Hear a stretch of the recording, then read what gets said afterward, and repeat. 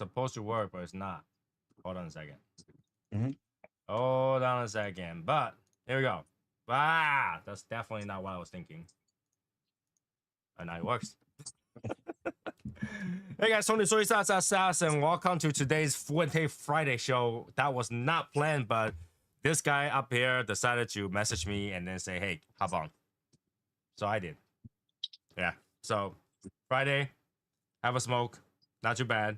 Hopefully you guys, well, I think majority of people today will be right now, I should be sleeping after the whole day of shopping. So I'm not expecting anybody to jump on, but I'm gonna chat. I'm gonna smoke. Today I'm gonna smoke this Fuente Don Carlos 90 años. You know, I gotta have a better way to show this. But today, oh,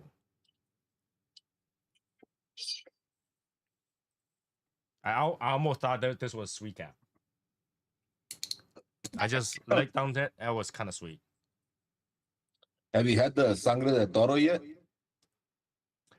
No, that was on like you. I think you missed the episode where like I procrastinated and I didn't end up getting it, and I think I had to get it through like sample pack, but I can't remember if I got it or not. So I have all those cigars over here to sort through that I bought recently, but I can't remember if I got it. Hey Sherry.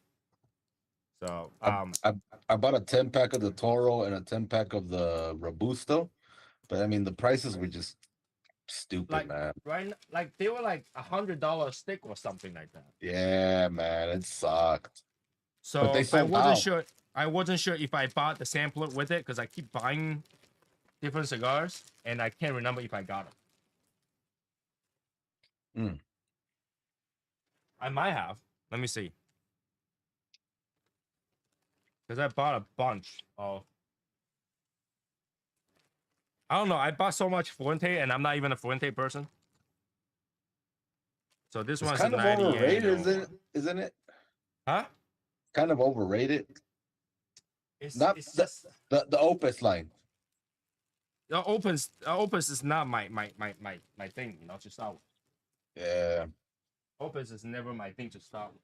So like, yeah, I can't tell if I bought.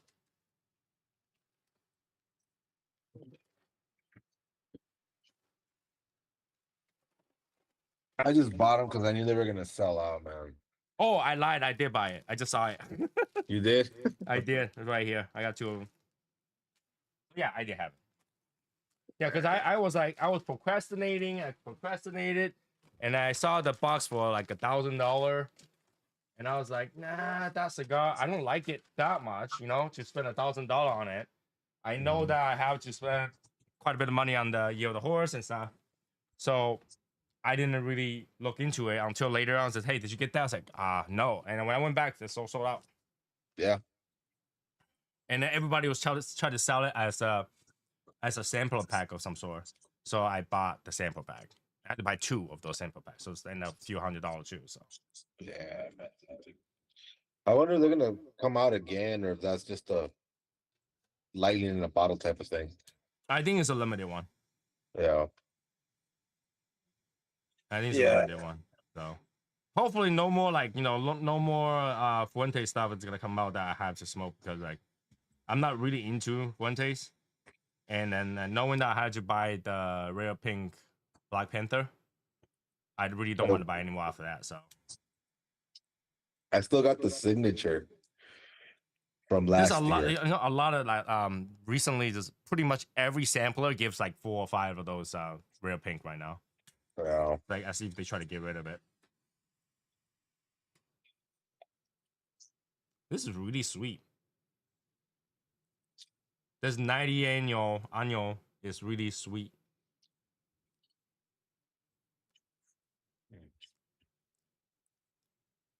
Yeah, starts off sweet. Oh yeah. How was the steak for Thanksgiving? Steak? Well, you know, my steak are usually good. I like to eat steak. So it's the easiest way to eat meat. You know, you heat up a pan, throw a piece of meat on top of it, and wait. That's it. Done. Hell yeah. Oh, what's the temperature over there with you? Hmm? What's the Today temperature? it was snowed, so like 20s. Oh shit. Yeah, we snowed. My wife was super like excited that it snowed. She said, "Oh my god, you see it's snowing!" And she took my dog out, and my dog was looking at the snow, don't know what it is. And my wife started show my dog that you can eat the snow that's falling down. So now my dog see the snow, he actually go chase and try to eat it, every single one of them. It's 56 here. That's warm. Not warm, but enough for a little fire. But Nothing too crazy. El Paso.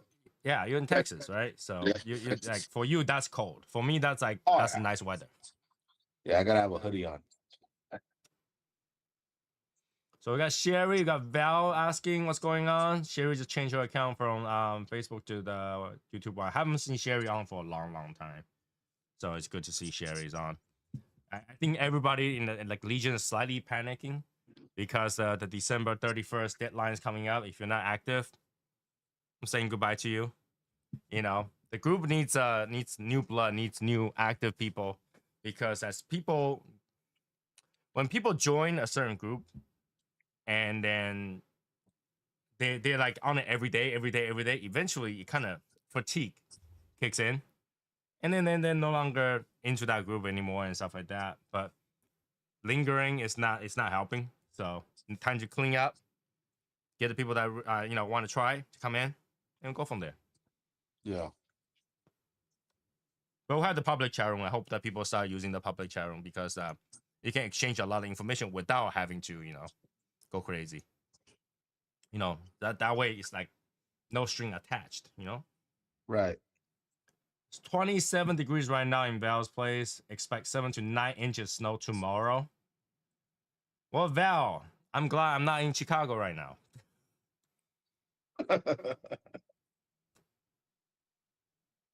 Sherry smoking a punch egg roll. That never fails. I don't know how people can still find that right now.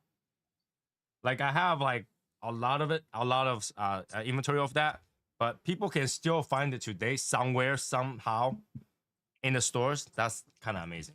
I don't know where they came from. And it's like, that's the thing, like the cigar itself is so cheap, so they can be fakes. Like why would anybody fake that cigar if it's cheap, right? So it's not like Cubans have reason to fake it. They has no reason to fake it. So somehow someone just went into like I don't know, like a warehouse and stole them. It's like, where did you find that cigar?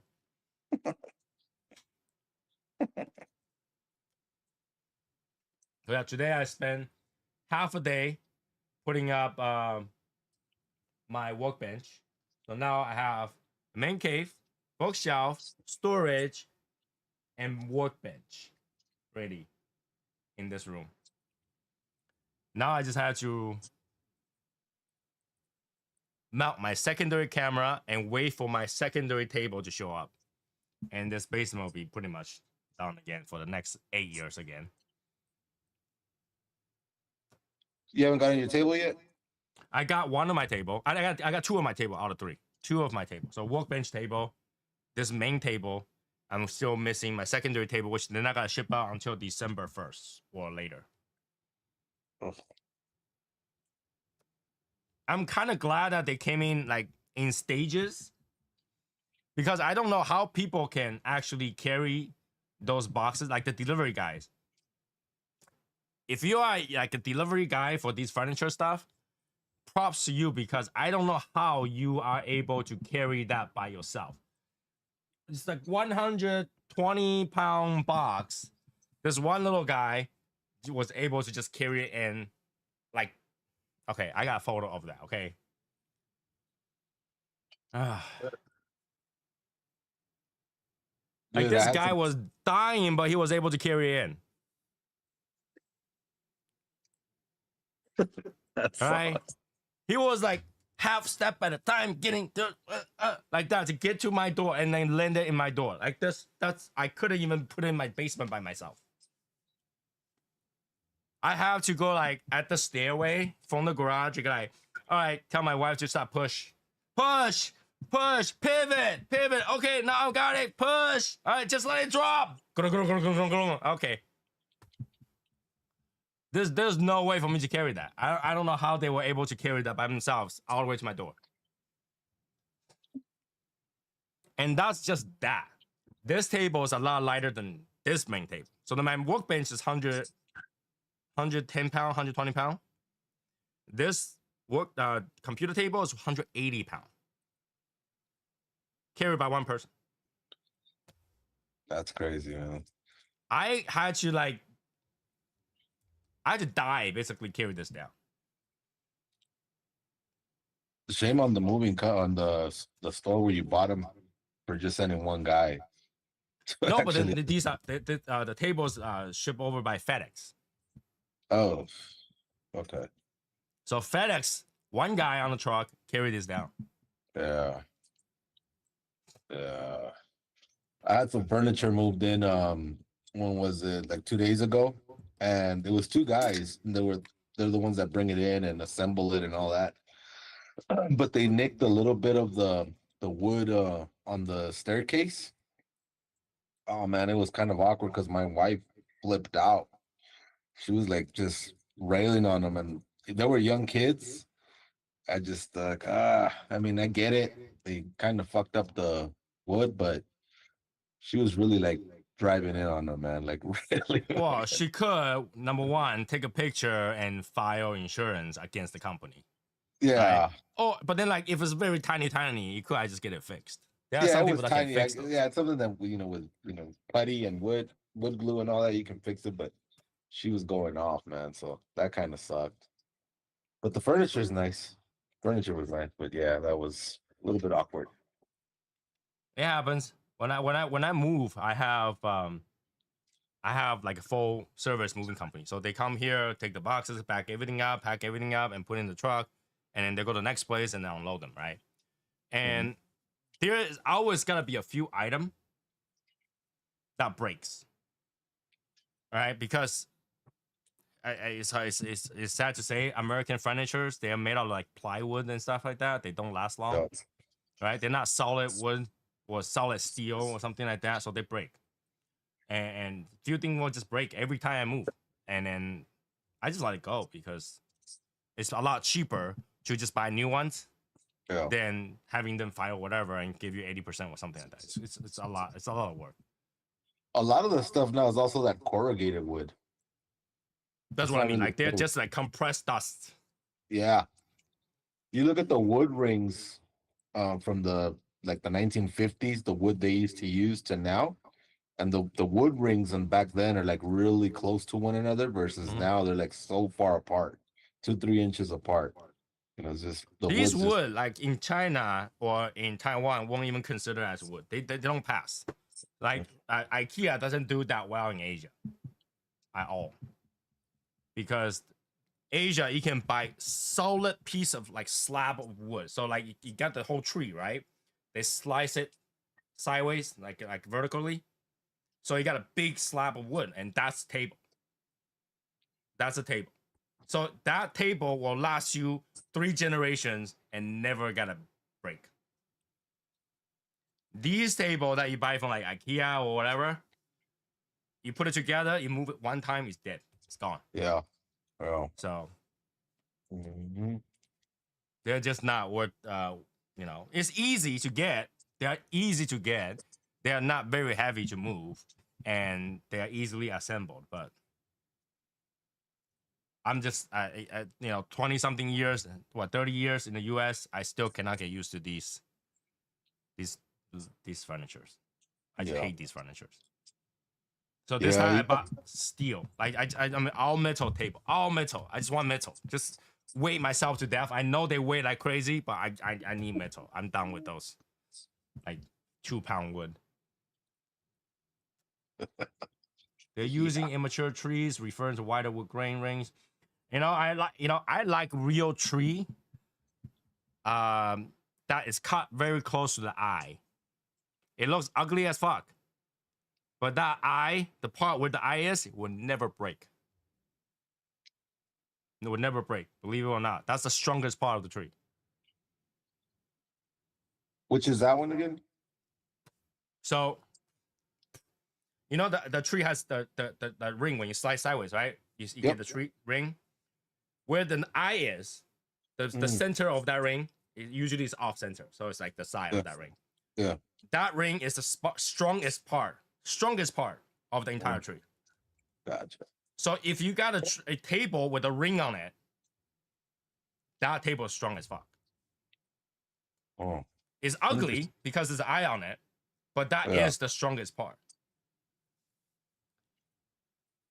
Unfortunately, prefabricated pressed wood use a lot nowadays. Yeah, because they're cheap, and then like they can make it any shape they want, so you don't have to be considerate of how the tree looks like. They take the tree, done. Like in Asia, to make a tree, a table, you have to make sure that the tree at least as wide as the table or as long as the table, in order to make a table, because you cut it out and just trim the sides off. Over here is like, oh, you want a square table? No problem. Put it in the machine, press it down, put the top layer, put the bottom layer in. Looks like wood. Good. Psh, come out. That's a tree. That's a table.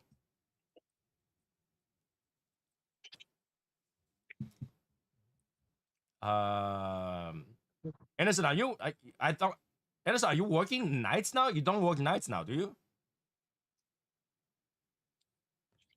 I don't even know when Anderson work anymore.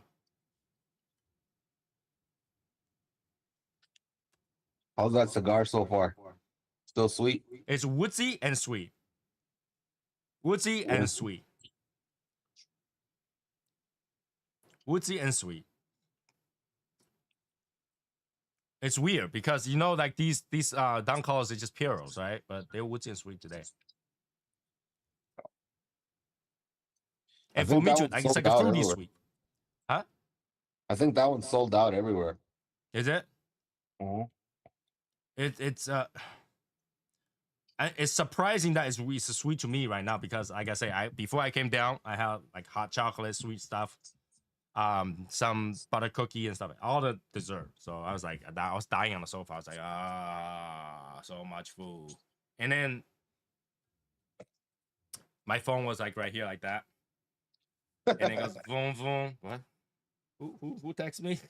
That's how I came down.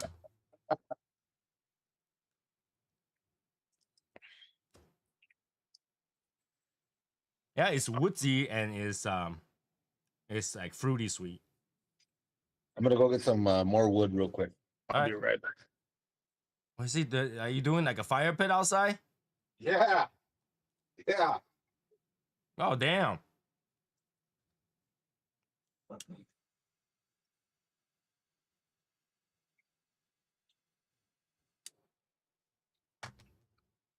I think Anna works evenings. Yeah, I think he used to do evening. I thought he changed it. I'm not too sure.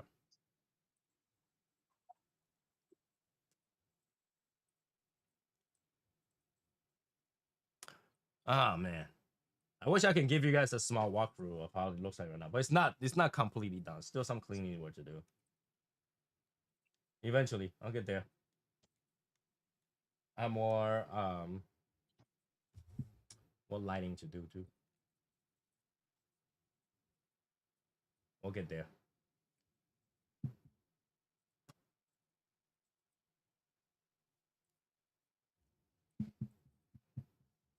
Yeah, reminders to those people who would decide to watch this afterward. So 2 reminders, right? One is Shadow Smoke's Legion is going through a change. We gotta do a cleanup. Anybody who is not active, and this is deemed by the software. We have like a bot that kind of go through, determine whether or not you're active, and it'll kick you, right? And then we're looking for new blood, new people who's like enthusiastic about cigars and want to join Shadow Smoke's Legion as a member. You know, if you want to do that, contact me, contact one of the mods, contact somebody, and then we'll get it. We'll get you in. There's still a trial period. There's still, you got to be active. If you're not active, again, it wouldn't make sense. You get kicked out anyway. So, people who want to join Shadow Smoke's Legion, reach out. We're looking for active, enthusiastic cigar lovers to join ours. Okay, and The second one is obviously the raffle, $10 ticket. Links are available, I think, in the description right now. Yeah, to win something, December 20th. That's that. And here's the band. I'll show the band. Ooh, that's a problem. Okay. This band like paper is really thick. All right, so it says Don Carlos 90th annuals. He lived, he loved, he reigned for the honor or of his family and craft. Calito. Yeah, it's really hard to read, but here you go. Yeah, it's impossible to read. It's fine. It's impossible.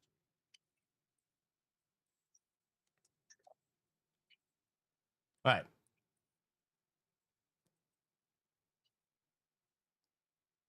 It's super fruity,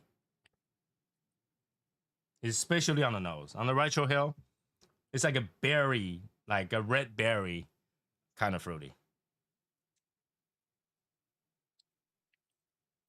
Some sort of berry fruit. It's like sweet and nice. Not bad. Not bad at all. Whew. So, let's talk about videos I've seen recently. Uh, Videos you've seen recently? yeah, recently I've seen a lot of short cigar video, and they're random here and there because I doom score, like just score to see what it is. And sometimes I hear things that's like, why do I get information like that? And some it's not that they're wrong, right? They're definitely not wrong, but it's not absolute. Because cigar is like, okay, if you like to smoke it certain ways, you can. You can smoke however you want. You can smoke backwards, poke it in your nose and smoke it that way if you wanted to. If you really have to, put it in your ear, see if that works, right? And if you have special, technique and talent, you might be able to stick it in the back and work it, see if it works, right? You can smoke however you want, but like to say an absolute that is the correct way, it's like because we smoked so long that we know that that wasn't the case. For example, sometimes the cigar will not wait for you 1 to 2 puff a minute. 1 to 2 puff a minute. Sometimes it just doesn't wait for you. You just go out, right? Here, I just did 2 puff. You tell me to wait a minute, this is about to die. Right? Sometimes you're talking, or weather is different. You really can't wait that 1 minute. So somebody say, okay, you want 1 to 2 puff every minute or so. Don't put too much. It's like, yeah, that's true. That's a guideline, but it's not a absolute. It's not absolute. You know when you're about to take a puff. The flavor has left your mouth. Maybe you talk for 1 or 2 sentences. It's about take another puff. So it does happen that your automatic become muscle memory, but it's not always 1 minute or 2 minutes. Like sometimes 2 minutes is a long time. Imagine let this sit of 2 minutes. Just stare at it for 2 minutes. I don't know if you guys have actually just stand there waiting for a moment of silence. One of those. That's a long minute. So when you have a moment of silence with your cigars, it's like 1 minute. That will go out. That will go out. And obviously, say that again. No, go ahead. And also like the puffs. Some people just tell you that not to puff a lot, and there are people that puff pre-draws and 3 puff, 2 puff, right? I do pre-draw, so you draw, so you heat up the ring, and then you take the puff so that you'll burn the entire thing. A lot of time, if you just take a draw, you only heat up the outside. The inside is not being heated up, right? So to say that like when you do that, you're hot boxing your cigar is not really true. You know when you're hot boxing your cigar, you touch it, it's hot. Okay, when you put your finger right in front of it and it's hot, you are hot boxing your cigar. You know it. And in fact, most of the time, if you hot box your cigar, it tastes funny and it smokes funny. A lot of time, a cigar that's wet will automatically hot box, even if you smoke it slow. It was just because the steam just builds up inside, and it's gotta be hot. So to say that there's a definitive cigar smoking time, cigar smoking rhythm, cigar smoking temperature, there isn't a definitive thing. They're not, right? You have it in your hand every so often you make a puff. You get used to it. But if you gotta time it, I think it'll be really weird. I think this is something that I can test, but literally just like set a timer every minute, take a puff, the cigar will go out. I think the cigar will go out. Do you think you have to retrohale in order to get the full experience of the cigar? That is absolutely true. Through the blending process,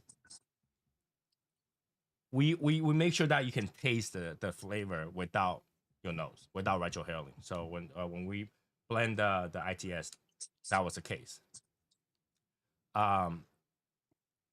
But without the nose, when your nose is plugged, it's very hard to taste anything. Okay.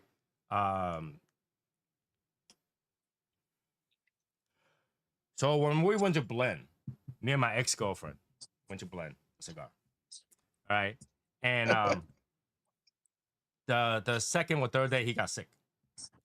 So his nose is plugged. So he can't taste anything. So he's like, Tony, it's all you now. It's all you. So I like, okay, I taste it. I taste all of them.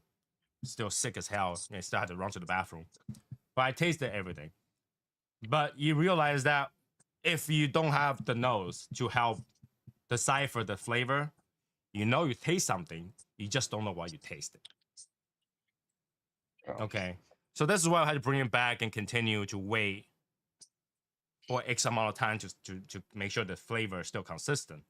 Because what you can taste in the mouth is very different than what you can taste the mouth plus nose. In fact, you always taste with the nose first. I always do. You always do. Have you walked by a mall where there's this like sola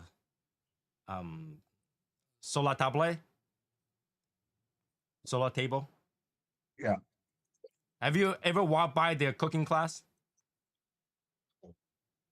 You can tell what they're cooking right away. You're like, that's onion. Somebody just seared onion. Or somebody just tossed garlic in the hot oil. Smells so good. You can tell. Like when you walk by a restaurant, this is why they want you to smell it, because you know what you want to eat. You'll get hungry. Smell always goes first. Like when you go to a restaurant, before the food got to the table, you smelled it. You smelled it, you see it before you taste it. That's why onions make you tear up when you're cutting them up, because you're smelling them. If you chew gum or anything else while you're cutting onions, you won't tear up. Actually, that's not how it works. Okay, so I've done it. I'm telling you. Yeah. I've been chef for 10 years, so I can tell you the key. The reason why if you chew gum you won't tear out is because you're breathing through your mouth. Your nose is less affected. Okay, but so onion release this thing that stings if you cut the roots off. So when you get an onion, you have one side that has the dot, the root, and then the side doesn't, right? So you always cut that end off. The moment you cut that off, it starts to release this thing that makes you tear.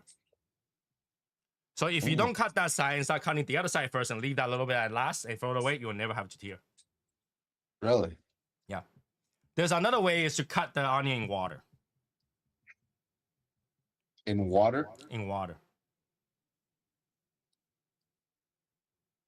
That's a new one. I didn't know that one. So, man. Yeah. So if you cut the front without cutting the tail off, you'll be fine. If you cut the tail off first, like cut and then turn around, cut, and then start to dice it or slice it, that is gonna go all over your eyes. So onions, that's the way it is. Damn. That's the way it is. So What about without nose is hard. And here's the thing, like even if you don't know how to retrohale, you still use your nose. Why? Because you're talking, you're smoking, the smoke kind of travel back a little bit, go to your nose again. Right? You're breathing.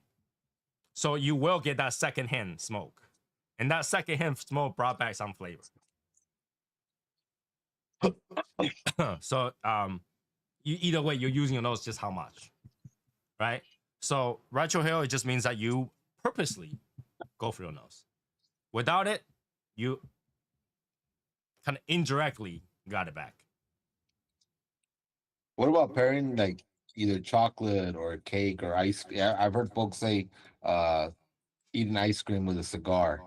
I know coffee is the go-to, but actual foods, chocolate, cake, pie, ice cream, does that actually impact your cigar flavor, or are you just tasting the actual chocolate ice cream and whatnot? See, I'm just started talking to you, and this is like dying.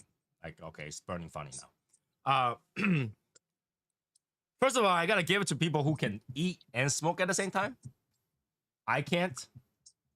If I smoke, I'm smoking, but I can't eat while I smoke. Not even like chocolate almonds? No, I can't eat while I'm smoking because I'm chewing. I can't smoke. But like eat the almond, the chocolate almond, swallow it, and then like puff it. Yeah, but then it's so much of a hassle. I'd rather not to do that.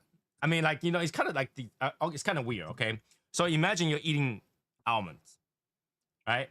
When you swallow the almonds, you still have bits of almond in your mouth, and then you smoke it, so that bits of it goes on your cigars, and then you try to smoke. That's just weird. It will alter the flavor. Certain food has certain chemical that will alter the flavor of things, including even if you ate beforehand. So if you eat a big meal that has a heavy flavor like Mexican food and stuff like that, if you go smoke a cigar afterward, it will change the flavor.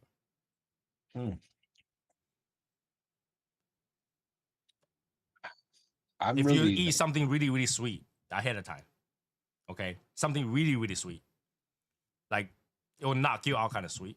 Then you go smoke a cigar, you gotta taste the wood and tobacco more. It's gotta be more bitter. A lot of times I'm smoking a cigar and I know I'm tasting something, but my brain doesn't register what it's tasting or it's reminding me of. So it's like I know I'm tasting something, but it's just I'm not there yet where I can just say, oh, that's even like for example, something woodsy, something so similar. To me, everything tastes like wood and leather. Okay. Or cream. Okay. So when you taste leather, how do you know that tastes like leather? Because you never chew leather. I correlate it with like when like my belt that I chewed my belt. You chew your belt? You've never chewed a belt in your entire life? Never? No? So that's how I correlate it, like the just the taste of it. Okay, so when we say a cigar tastes like leather, it's not necessarily how leather tastes like. It's when you buy brand new leather and that smell reminds you of that is the leather. Oh. All right, and then there's a difference. There's top grain leather, there's genuine leather, and there is leather. Yeah. All right, and all three smells different. Right, when you buy a brand new car, open the door, that fresh smell of leather is different than when you buy a wallet and smell that leather. So there is different leather notes. Not necessarily how you taste, not how you taste it. It's not like taste, because I don't think anybody that willingly go to barnyard and taste shit. But everybody know how barnyard tastes like. So the same thing goes for woodsy or oak or cedar. Woodsy, oak, it's like when you burn that wood, what you smell. This is why retrohale is important, because that smell reminds you of. That's where the notes came from. That smell reminds you of. So you taste it because you smelled it. I'm trying, man. Like I invested in like this kit that sommeliers use to identify tones in wine, and it's like these little capsules that you smell, Yeah, you're lime, supposed to smell lemon. them. You're not supposed to eat them. Yeah. But still, even like the rose petal, it has rose petal, lime, lemon, and all that. And I don't know, like I guess I gotta continuously do it in order for like Or my brain to register it.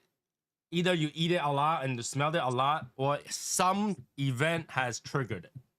For example, have you ever gotten an air freshener flavor called After the Rain? Hmm. Nobody ever tastes After the Rain, but you have been outside after the rain, so you smell that reminds you of After the Rain.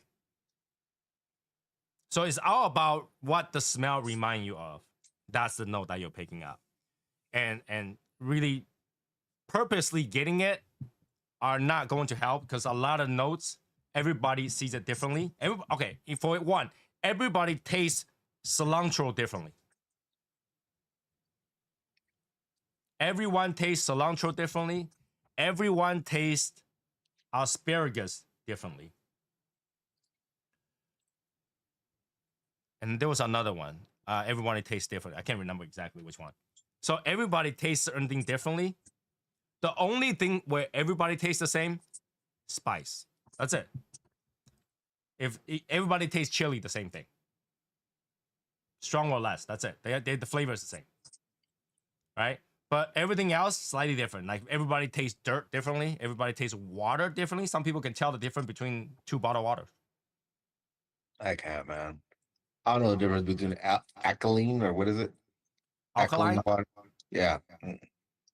well, is alkaline is more basic. Anything that's more alkaline is A plus and 7 plus actually, and anything more acidic is lower. So lower quality water is acidic because of the polluted. Now Mm. I like water so much that I can tell because I grew up drinking bottled water. In Taiwan, you can't drink sink water. All right, you can drink it, you won't die, but it's very hard water, so it's not gonna quench your thirst per se. So everybody drink bottled water, and because we're used to drinking bottled water, we can really taste how sink water tastes like. And because that, you can taste how different water tastes like. So it has to do with how often you're exposed to it. Like if you really want to taste, for say, well, if you drink a lot of coffee, you can definitely tell what coffee notes taste like. If you, I mean, you can probably tell what woodsy note tastes like because you are in the fire pit. So you gotta smell different wood. If you drink a lot of whiskey, you definitely know how wood tastes like, Mm. right? But the rest of them, like stone fruits, berries, that has to do with whether or not you eat them a lot. If you don't eat them, you probably wouldn't know. That's another one, stone fruit. I hear a lot of people saying like a lot of stone fruit on it. I'm guessing that's fruit that has the pit. Yeah, any fruit that has pits, like peach, uh, um, like semi-sweet kind of fruit that has a pit in it. Some sort of plum-ish things, they have pits, so they're kind of sweet and sour. So there's a comment saying I have a difficult time with the retro. That's How Val, yeah. would you Val cannot retro. how would you suggest folks learn how to retro? I learned by trying to pretend that I have to swallow the smoke and kind of push it up through my nasal cavity and out. Mm-hmm. It took a while, took a couple days for me to like really get it. A few times I had to like cough because I had to swallow the actual smoke or inhale it by accident. But that's how I learned to try to like just chew and pretend I'm gonna swallow and then just push it out. How would you suggest? Well, number one, you gotta know. First few times, gotta choke your nose. Your nose doesn't like smoke, right? Second, I practice it well back in the days when I smoked cigarettes, because it goes through my lungs a lot easier to go out your nose. All you have to do is breathe. Mhm. So if you're not gonna go through your lung, what I advise you is hold the air in the mouth. Use your nose to exhale, while pushing that, just squeeze that smoke in your mouth. It'll go through your nose because there's nowhere to go. You can only go through your nose. Yeah, because I mean, smoking cigarettes. I used to smoke cigarettes a long time ago. It's easy, right, to blow it out through your nose. Because the cigarette doesn't choke you through your nose.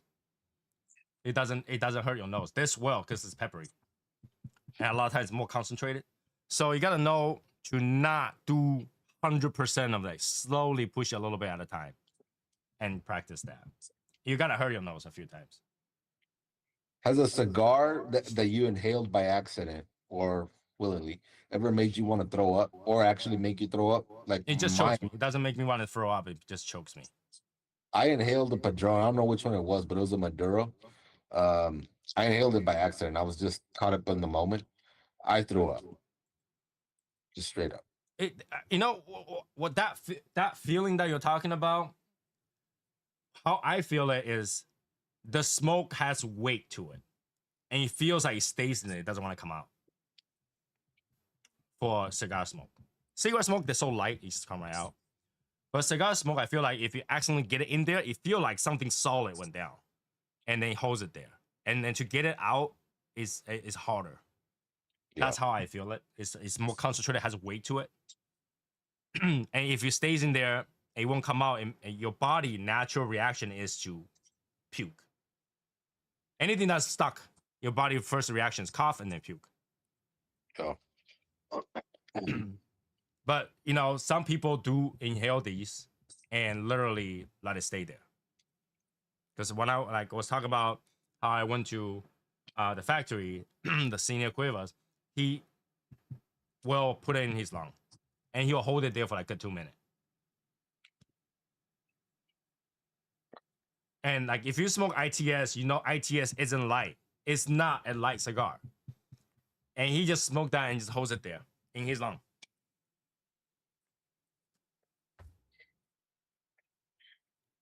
And we'll just stare at him, waiting for him to exhale. And he wasn't. He was like just waiting there.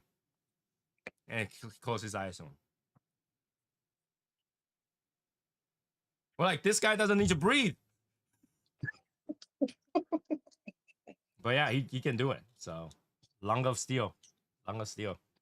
I heard some folks that smoke nothing but Cuban cigars say that they like to inhale a little bit of it. It makes no difference because your lung cannot taste.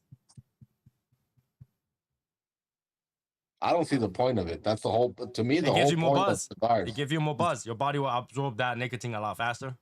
Give you more buzz. So some people like that nicotine dizziness, that weight to it. So they would. It's not recommended. Probably shouldn't. But I like to say a lot of people who smoke Cubans that have really weird habits that I can't fathom. So good for them, I guess.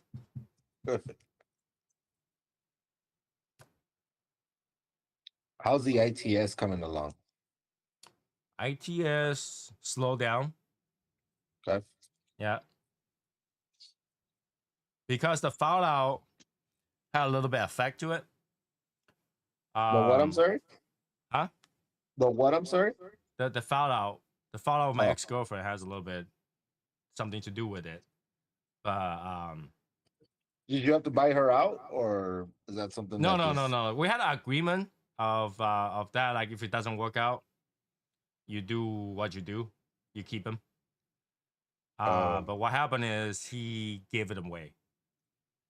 Oh. Yeah. So when you give it away, the people who need to buy them no longer have to buy them. Yeah. That's crazy. But you know, we just sit. Cigar only gets better as they sit for the next few years. So either that or I smoke them all. IT is a good cigar, man. It's a good one. I bought a couple of boxes, so it's a good one for sure. Yeah, I don't know. Like, you know, it's it's a weird thing because a lot of time, like how this started, he was the one out there and get it to all the other reviewers and stuff like that. So he's more connected with them. I am not. And when this whole fallout happened, I became the bad guy. And then there's some like negativity on this whole thing. So there's a lot of that, and I think like one or two shops stopped carrying it for that reason. The reviews that I saw, they were all positive. I didn't see anybody. They were. up yet. They were. Well, they were positive, but it wasn't generating the buzz it's supposed to. And he wasn't out there to look for the store to carry, like how you did it. Like you went out to your local store and talked to them and stuff like that. And I think even that store never reordered again. So I don't know how they sell. Like I don't know if you've been to that store to see if they sell out and stuff like that. So They still had. I went there yesterday to pick up a few boxes of some other stuff. They still had a half a box because I think they ordered 2 boxes. Mhm. Well, they ordered 3 boxes. I bought one. They sent one to the other shop. I don't know how that one's going, but the shop that I go to, they still had half a box. So that means 10 and here's of the them. thing. I can tell everybody this straight up. Cigar is hard when there's nobody there for education. So if you have a random cigar in your shop, and if the shop is enthusiastic about it, tell you about it, then yeah, it's easier to push them, right? So in Cigars Daily, it was we released it there, so people there knows about it, and people who knows over there knows to try it, and Tim was able to talk about it, even somebody asked about it, right? So that's good. That's easier to do. So he went through 10 bucks, no issues, right? But in other shop where the owner doesn't know, when somebody says, "Hey, how's this cigar?" The owner probably is like, "I don't know." Yeah. But if somebody say, "I don't know," it's a lot harder to push that cigar out. So that's why a lot of this rap going out to different stores and stuff like that to push their cigar, right? Because unless there's somebody that explain and introduce that cigar to you, the chance of you want to try something new is different.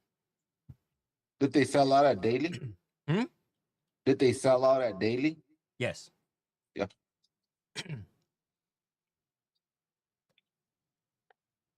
Now I don't know the deal about Zio, but Zio pulled off their site completely. So I think it's because of that fallout. The relationship was with that other person. Yeah. Because he gave them a positive review. He did when that was before the fallout. Yeah. So the cigar itself, I know is good. There's no question that the cigar is good enough to smoke. It is good.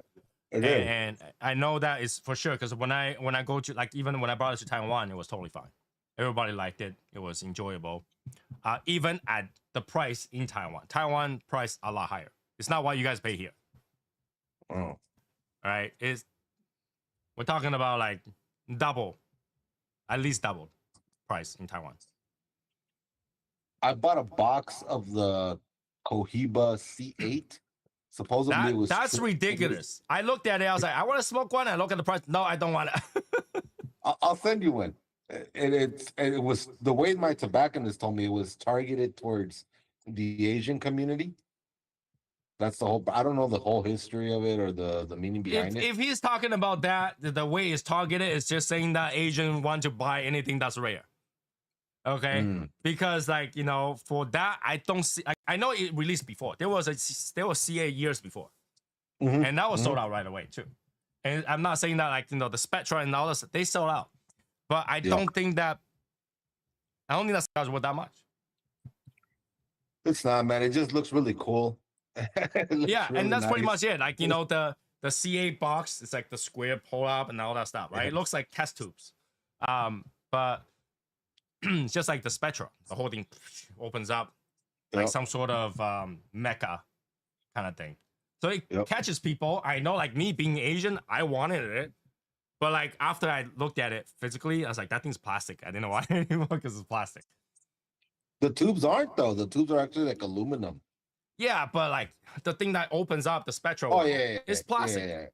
Yeah. It's like you want to charge people that kind of price at least make it metal. Like if I have $1,000 budget per box of cigar, I'll make the whole thing metal. I don't care. So I'll tell you a funny story about the Spectra. I bought the box, right? Mm-hmm. The one that came with all the past Spectras and the one that never released and all that. But when I got it, it came broken because it was literally just little pieces glued on there. Oh wow. So my tobacconist ended up calling what is it? What's the Kino the cigar?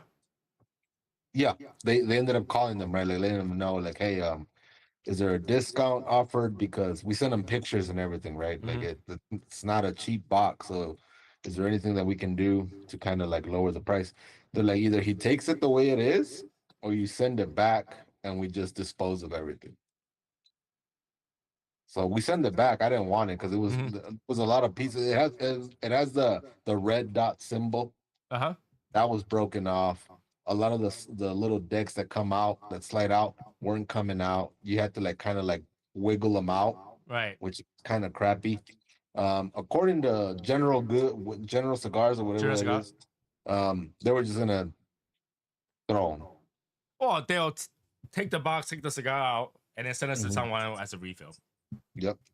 So because Yep. people buy the entire box of those, they wanted to display it, they want to collect it. If it's broken, it's kind of defeat the point, right? It looked cool, but yeah, it just was shitty, man. It was pretty shitty. The C8 looks pretty dope.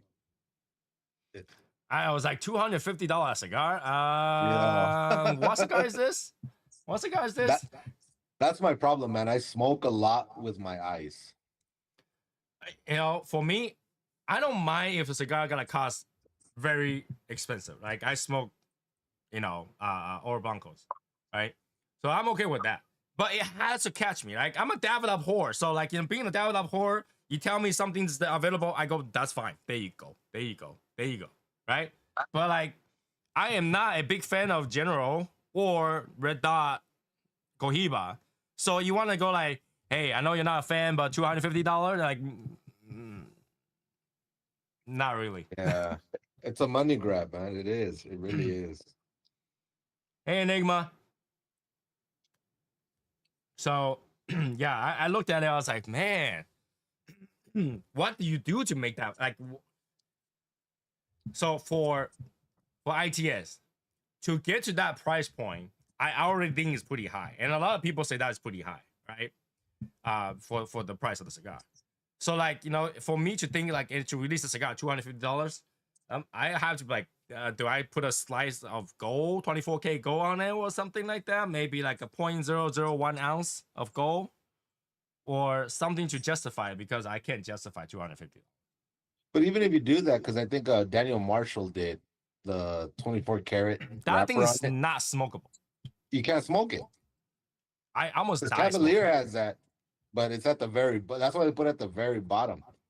You get this metallic poisoning by halfway through. It was not smokable. Do you think So, the ITS got hurt by the release price?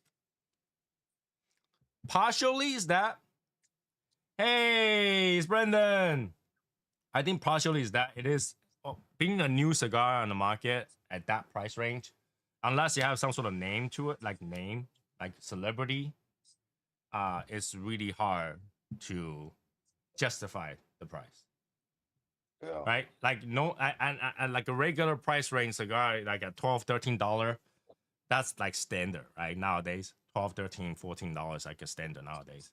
But like even at that, people say, "Oh, that's expensive." So when you go to 19 a cigar, that's quite a bit. But you gotta know what you're getting, right? Is the lesser the amount that you create, the more expensive they are. Just with anything that you do, like if you go buy one ice cream is one price, but you say, "Hey, can I get a discount if I buy 100?" Yeah, you could, right? So being more, you get less. You had to pay less because the process becomes less, right? And then if you make millions of cigars, that cigar will be very affordable. But I can't make millions of cigars. It's all about marketing at the end of the day. Now you want ice cream? No, in fact, I can tell you that without Brendan, I probably have no place to put the cigar right now. How many boxes do you think you're still holding? 200 more. Did your counterpart have that many? He's supposed to. I think he gave away a half of it, so he gave away 100 something. Damn. But we'll get out. You know, eventually, cigar is cigar. Everybody had to smoke cigar. So for the Legion, eventually the cigar will go. You just win. How long? Yeah. So that's it. It's dead in the water. There's no other releases coming out, or Yeah, here's the thing, right? At first I was like, you know what? We'll go through 1 year and see how it does. It will take the proceed to maybe create the next one. But right now it's a lot harder. I could, but the thing is that do I want to go through another 18 months of suffering? Because like, you know, before this whole thing, I don't know how hard it is to make a cigar. And it's not the physical doing something part, it's to going back and forth and wait part. The waiting is the waiting and communication part of it kills me. Like I every week I'm making 3 or 4 phone calls to hear the exact same thing.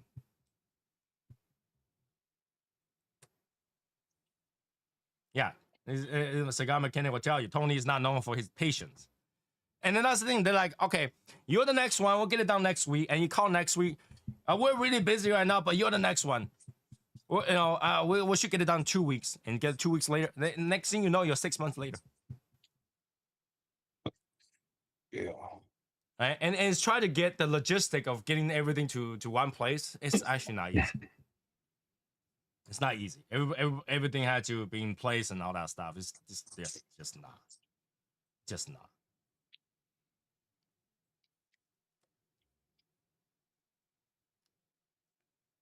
It's a good cigar, man.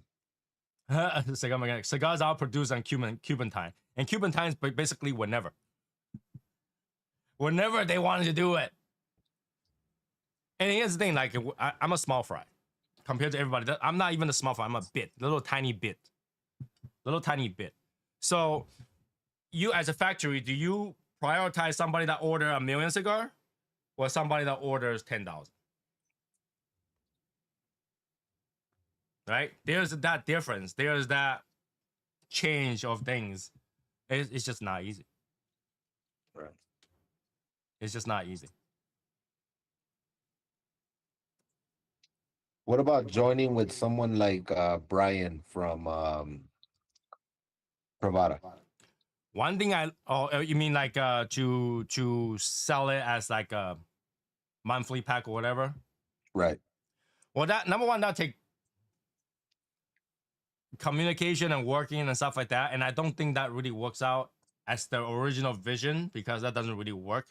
The thing is that it's a collectible thing, and you want to promote people to get the box so that they can, like, every part of that effort is being utilized, right? The box is utilized, the cigar is utilized, and all that stuff.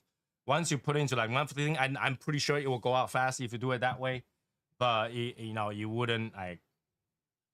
I have not seen that way yet, because when you have more parts and partnership and stuff like that, every part costs money. Everybody has to make some money, right? Every part costs money.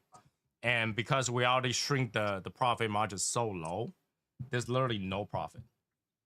But he also sells boxes, and from what I saw a few months ago, I guess he had like some sort of a layoff, because I guess his business is also struggling, but it's still active.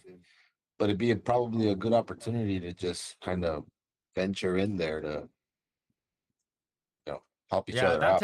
That takes some negotiation and stuff like that. I haven't seeked that direction yet, basically. Tony, do you want me to buy my humidor? I can't even fit your humidor here. Like, all right. So those people who doesn't know, Cigar Mechanics humidor is an actual big giant fridge, a walking fridge that you use to put meats in there.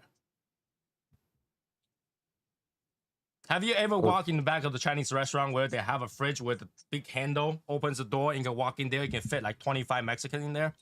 That's one of those fridges. That's his humidor.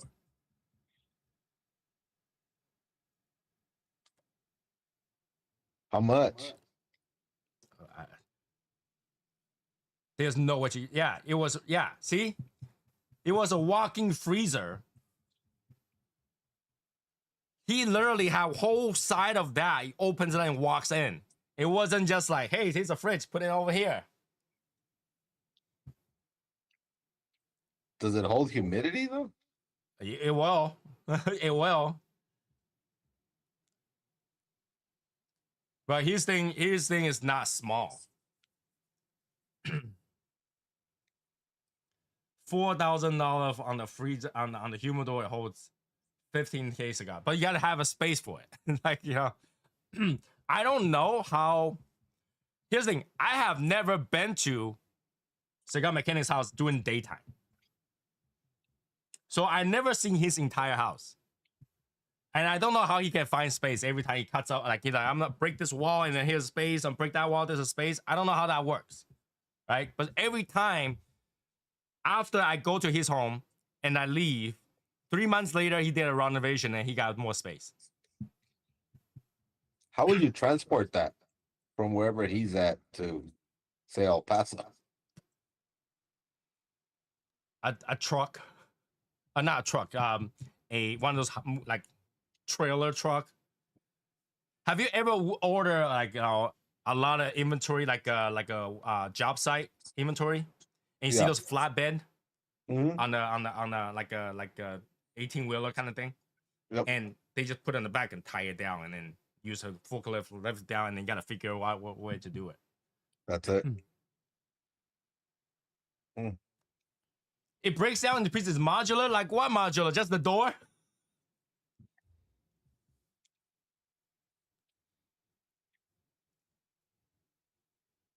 I don't know how it works. Every time. It's like, okay, I went to his house, came back, he got an entire back deck created with the shed and everything. And then you go there. I never seen it. I went to his office, come back, left. And now he opens the door and opens more room in his office. I don't even know how that worked because his office is against the wall. And literally you see outside the window is outside his backyard, but all of a sudden he had that space.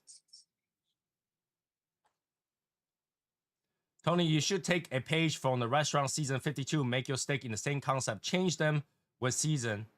If the customer thinks the cigar is worthy, wait until it comes back. Wait, hold on, let me read that again. You should take a page from restaurant seasons 52 and make your steak the same concept, change them with the season. What do you mean by change them with the season? Like, you know, summertime, I put a little bit mint in there. And the winter time, I put a little bit hot chocolate in there.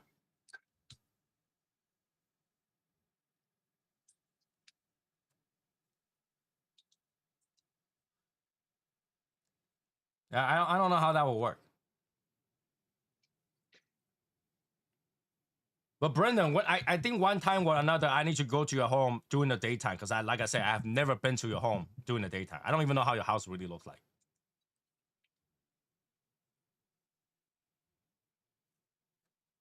Yeah, I don't Enigma. I don't think that will work with cigars. That's too much effort, to be honest with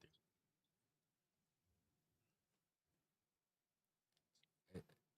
Like after this whole project, I think I learned a lot. I learned a lot about people. I learned a lot about cigars. I learned about a lot about trust. I learned about a lot of different things. It's crazy. It's crazy. So I need some mental break. This is why I need to get back to where, or like, you know, my old relaxed self. So Hindsight is 2020. If you can go back, what would you do things differently? if I'll go back and what I'll do differently, I'll do this entire project by myself. Because this is basically what I did. That's basically what I did. I did everything myself. The only thing he did was went with me to taste the cigar and come on the show.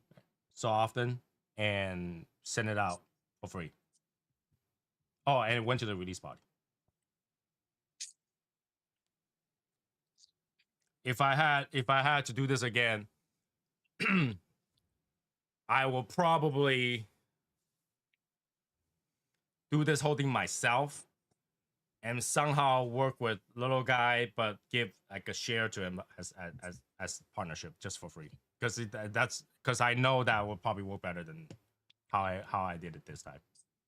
You wouldn't do anything like contractually, like keeping somebody binded by a contract? No, because like at the end of it, what you guys probably didn't know is I was at the verge of going through lawsuit. I sent cease and desist, I sent demand letter with my lawyer and stuff like that. At the end, like people tell me not to sue him, so I didn't sue him. Damn. All right, so it was a mess. The contract really doesn't do anything. And here's the thing. Here's the truth, okay? The contract doesn't do anything when there's nothing to take. Right. Right? So I can sue him. They can say, okay, the judgment is you have to pay the damages, whatever the damage is, right? And then he'll be like, all right, I got no money. What are you gonna do? You got garnish his wage. He worked for cash. Yeah. Right? So it's not that simple. I guess it's better screening your partner. Well, that's the thing. You can't, because at the time he was a different person. Yeah. And he have caught the fatigue and he's like, I'm done. Right? So when the work really got on the table and when you actually had to do it, it's very different than saying that you were gonna do this. Right? So he's like, oh, I'm gonna do this, I'm gonna do that, and then when that work is on the table, it's like, oh, I don't know how to do it. That sucks. That really sucks, man. So there's nothing to salvage it now, right? When you say salvage, what do you mean by that? Salvage the relationship. No. Salvage not only the I guess two parts, right? Salvage the business relationship and salvage the personal relationship. Separating the two. Okay. To me, there is zero business relationship if there's no friendship at all. I will not enter a business relationship with somebody that I don't know. Period. Yeah. Right. And the friendship for my culture is once it's done, it's done. Yeah. Because let's say you forgive everything, like you forgive today, right? You still gotta remember that forever. It's always gonna be awkward. Right? There is no trust involved in that anymore. Like you have to build the trust, right? Throughout the year, you build trust, and then they break that trust. That I mean, in my culture is like if somebody break your trust over money, that person's only worth that much. Okay, so he contributed, and not to mention he didn't contribute. Like in the end, it wasn't even half. Okay, it cost more than that. But let's say he did half, and he didn't hold up his bargain. That's broken that trust. He's only worth that much. And money is just money. To be really honest, everybody had to work for the rest of your life. Right? Money is just money. Right? Can I foot the entire project myself? Yes, I could. In fact, in the beginning, I was gonna. But out of respect of that, he was the one that kind of brought up and said, let's do that. I invite him back in. I was like, okay, I already got it started. It's going, it's moving. Money is there. Do you want it in or not? Right? So that that's never the issue. Right? So if he betrayed me at that, that's how much it's worth. I learned that's how much he's worth. So money is not a big problem because I have people that would dump me money. Like I'm involved in so much business that people will dump me money. If I say I'm gonna partner up and do something, people will dump me money. Right? I literally told him this too. I was like, hey, you want to make another cigar? And he's like, no, I don't think right now is a good time, blah, blah, blah, money, blah, blah, blah. And I go, there's no problem. People will dump money. I got people that was like, hey, I'll be silent. I'll be completely silent. I don't care. Here's money. Cigar was one of them. Right? Because people that I work with trust me that if I'm gonna say I'm gonna do something, I do it. I make it happen. I'll work every single day until that's happened. I keep my promise of getting things done. So I don't have that problem of getting financed. All right, and like, to be honest, to make a cigar, let's say even it's 100 grand, and let's say if I had no cash for that, I could easily go to the bank and get 100 grand. You know, I can easily get 100 grand. So would you say you put up the majority of the capital for this whole ITS project? I put majority of it. Yeah. Yeah.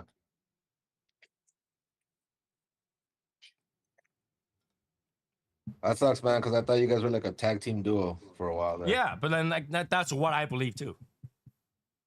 That's what I believe too, because like every day is like, oh, I'm ready to go. I'm ready to go. I was like, okay, you're ready to go. Just wait. You know, it's happening. It's coming soon. Right? But he didn't go through. Doesn't go through. So it is what it is. Expectations, right? Huh? Expectations probably played a large part into it. Yeah. And I think that some people have that pressure. Once it gets real, you start to realize that you can't do a lot of them. Because like right after that, I was like, hey, you want to go to all your nearby shop? Have you called other shops? Have you, there's an event in California, you want to go? Nope. But I talked to the people in Taiwan. Guess what happened? I fly to Taiwan. I introduced the guy right there. How did they receive it? I didn't get a chance to catch the recap when you went out there and all that. Well, that's the funny part, right? Because I came in like, hey, interview. Hey, what do you think about the cigar? What do you think? They're all in Chinese, right? So but they receive it well. They like it. So is anybody actually gonna move it out there, or? I have one store that that is in right now, and I think I'm gonna basically keep with that store just for now.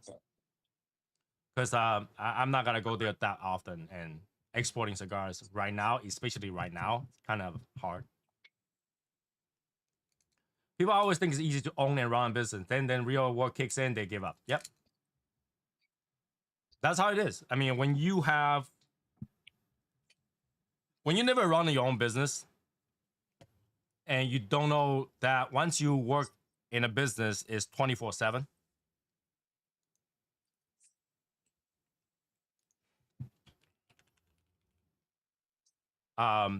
You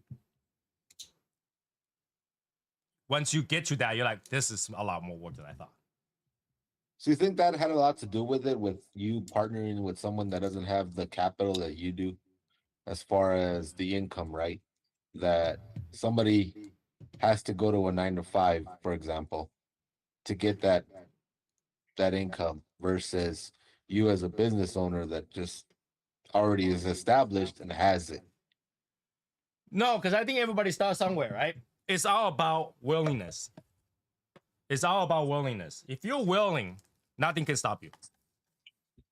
Right? I hate to tell, I always tell people this, right? If I have no shame, you'll make most money in the world. If I have no shame, you'll make most money in the world. And it sounds horrible, right? It sounds horrible. It's like, what do you mean by no shame? I make most. If I have no shame, every day you go door to door, you'll find people. Brendan! What's up, dude? Miss you. I haven't talked to you for like a billion years. Why is there echo? Huh? That's crazy. I'm getting. Oh, I know why. Hold on. What happened? My screen just kind of There we go. flicked out. Lift up? Yeah, because one more person joined. Brendan just joined us. You see him? Oh, okay, there we go. Yeah. How's it going, Brendan? Man, it's been quite a life, dude. It's been quite a life this last year, but we're going. We're hanging in there. We're doing well, man. Miss you guys. How do you survive after that engine swap? I don't know. After which engine swap? The most recent one I watched was an engine swap. Oh, on the van? Mm. Yeah, it's that was quite a project, man, because I had to get it done in between trips. So I was home for like 2 days, had to do all the work on it. Then we had to wait a couple days. I came back home, had to do some more work on it, and we were trying to do modifications. It was a lot of fun, but we got her done finally. And the guy actually, like the next day after I got it done, he drove it to California. Wow. So okay, Yeah. all right. So Tibbers, you asked if I was to redo, maybe this will better. Even Brendan will be way better of a partner than my ex-girlfriend. Well, I think in a way that I kind of did partner with you just on the back end, right? By helping consult and Right.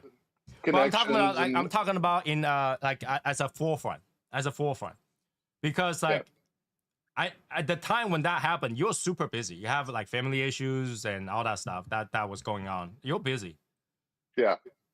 But on the hindsight, 2020 would have been better to work with Michael and you.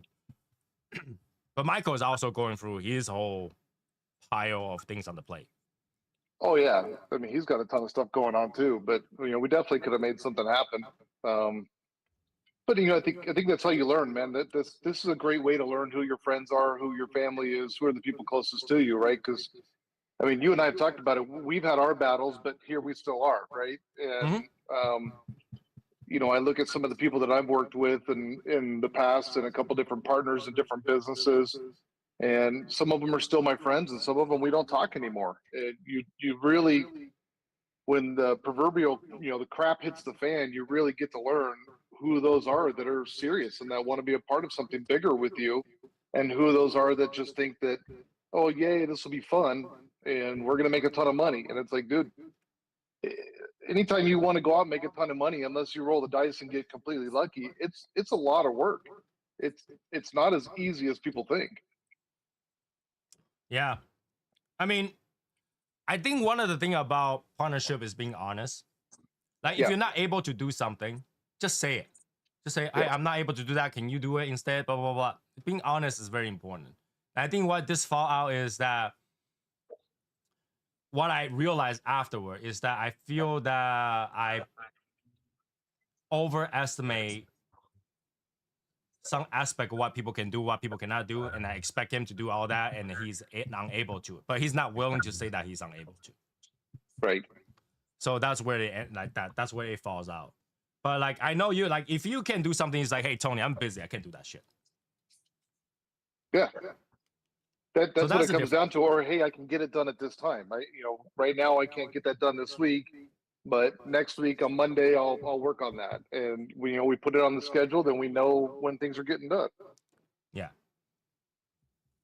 I feel like I need a cigar, dude. I haven't had a cigar in like 4 days. I don't understand why you don't have a cigar. I haven't had a cigar in like 4 days, bro. Let me go grab some. Hey, you want to see the new humidor? Yes. Let's see if I can take you with me. Let's see here.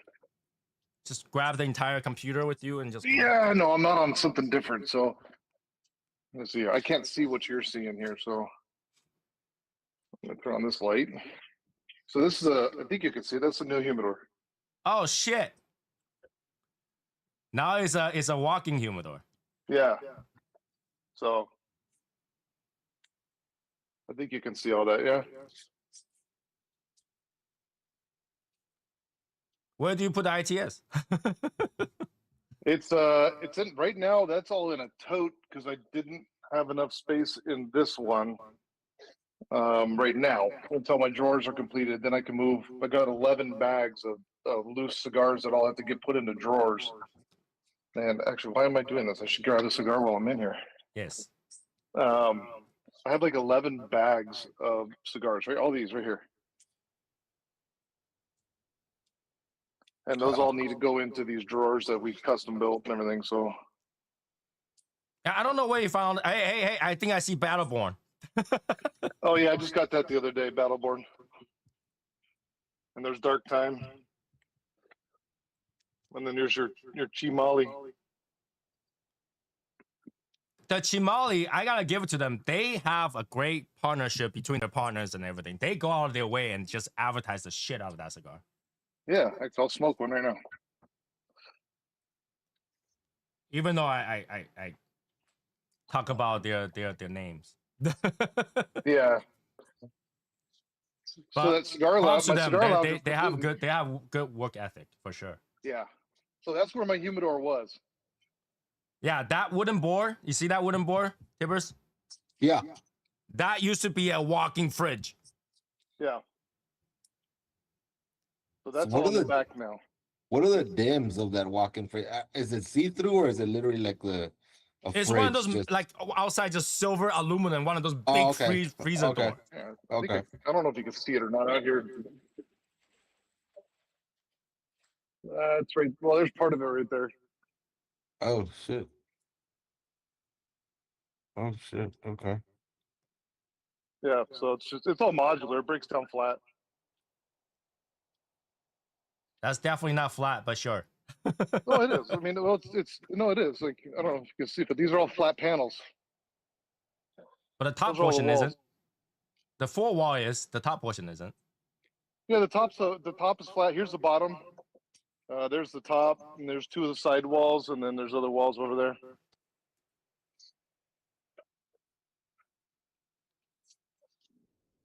Yeah. Every time I go to his place, I left. He built something different.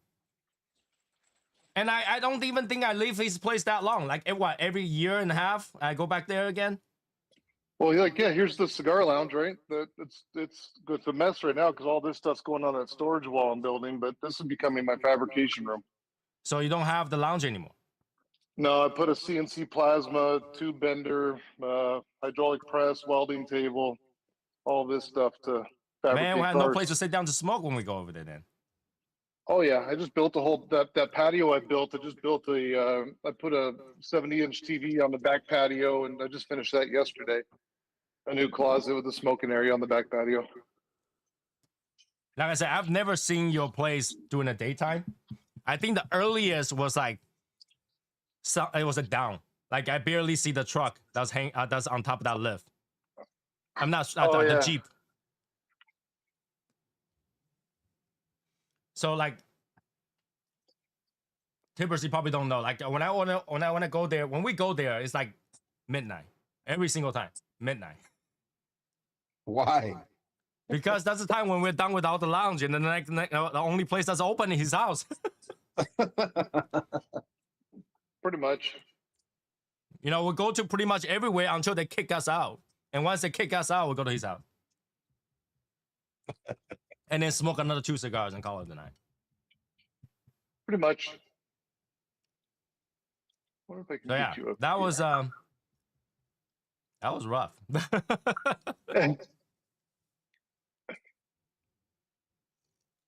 Yeah, we'll But have yeah, like I plenty of say, places to I smoke, learned man. a lot. I'm building And, another shop and everything, dude. So we'll have plenty of space. We'll have plenty of places to smoke. You don't have to worry about that. Oh yeah, I'm not worried about that. I got other stuff. Like if anybody saw my most recent Instagram post, I think I got a chance to self-reflect. You know, I got back to a lot of my good friends. We talked, and everybody knew about the situation, and they talked, and then whatever I post is exactly what I thought. It's like, for the Legion, the more you put in there, the more people start to expecting, and because they expect, things go wrong. And what I really need to do is slow down. And that's what I'm doing. I'm chilling. I'm smoking. I'm slow down. Yeah. I mean, that's the most important thing, right? Is just enjoying your time. I mean, you start taking away. Now I can see you again finally. You start taking away the enjoyment of everything, and you know, I think that's why I haven't been smoking as much, because it's just the enjoyment's been kind of taken away to a point over this last year for me. Mm-hmm. And you know, I'm just getting back into it again, where I'm smoking again. And I mean, it's you know, if anybody's in Arizona, hit me up, come by, dude. I need help smoking all these cigars. So Yeah, the thing is that I truly believe the more I put in there, everybody else will be happy. But the truth is that when you move too fast, not everybody can catch up. yeah. Right. and it gets fatigue, and people have cigar fatigue, and I didn't think about that because I always enjoy the time where you get to smoke all day and chat about everything, and I think that I will never get bored of that, but some people eventually they do. Eventually they get bored. They have nothing else to talk about. They don't see it like that. So you A think lot of he people- moved? He got caught up in the moment, is what you're thinking. Not caught up in the moment. I think one of the part is financing. Is that when you had to do something like that, constantly chasing the newest cigar, constantly chasing a different cigar, constantly buying cigar, that take a toll. Now at the moment you don't feel it. You're not gonna feel it. But a month later, 2 months later, when you see a credit card bill, it starts to hit you. Yeah. It starts to hit you. Now, everybody knows I have a slightly different finance than everybody else. I don't feel it. I just go. But if I slow down and look back, yeah, I can see why. Right. And even the and I should have taken like a hint because the last year and somewhat I like he's my ex-girlfriend stopped buying cigars. He's like, only thing I'm gonna smoke is ITS. I thought that was being like a snobby thing to say, but the truth is probably that financially it has taken a toll. Financially, it's taking a toll. So you can't go out there and buy cigars, can't go out there and chase cigar anymore. And because that, you start to see it take a toll on your life, and then from there it gets stressful. Yeah. I can see that. Well, this year's been hard for a lot of people, man. It's been a correction year, and I mean, I see it in my business. We see it in all the numbers across all the companies, and it's interesting because you look at cigar companies right now, and they all say that their imports are up, but they're not really talking that much about sales.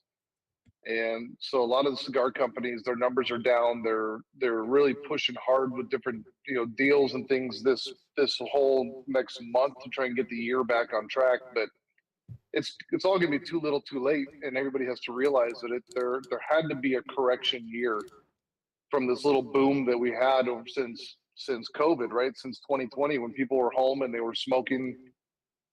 A guy that smoked a cigar once a week was smoking one or two a day now because they're working from home. Mm-hmm. Well, that had to collapse at some point. The benefit is that as a cigar industry, we earned a lot of new cigar smokers, so that's a fantastic benefit. But if we were to start at a certain level, right? So we start off at I don't know, a lower level here in 2019. Here we are 2024, we hit up here.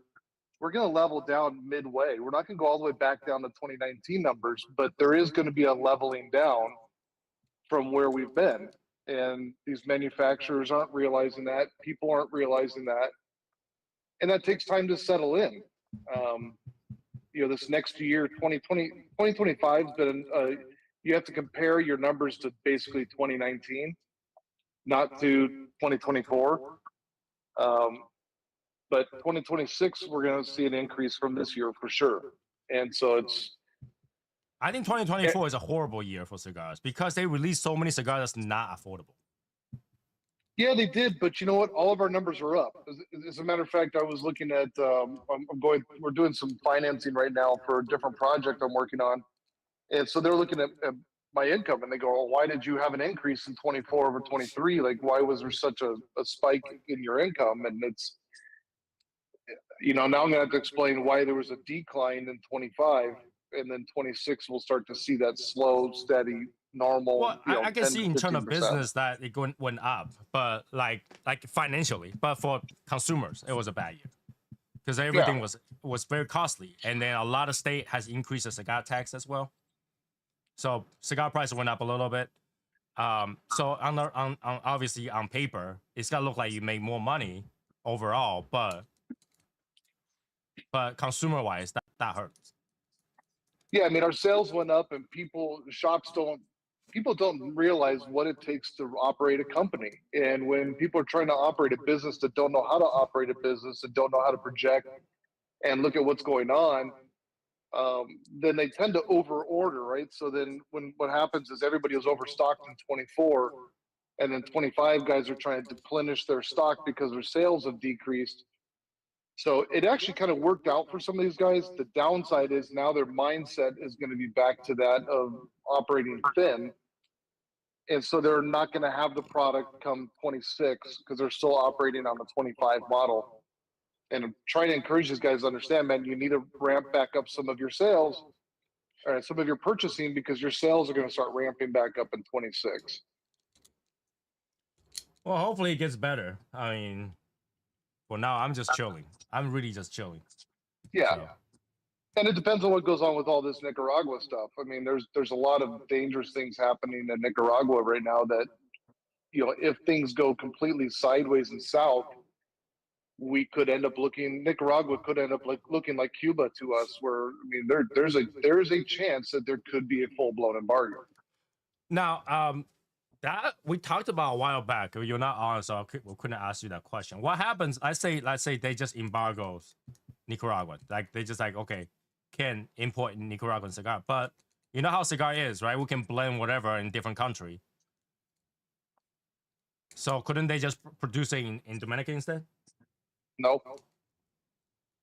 No, because just like we don't have Cuban tobacco in any of our cigars today, is because there's an embargo on Cuba. So anything coming out of Cuba, even if it goes through, you know, Nicaragua, Dominican, Colombia, it doesn't matter. But what I'm saying, like, you know, you can have a Dominican company just say we got to release a Nicaraguan Puro. They can't use Nicaraguan tobacco. If there's an embargo on Nicaragua, they won't be able to use Nicaraguan tobacco.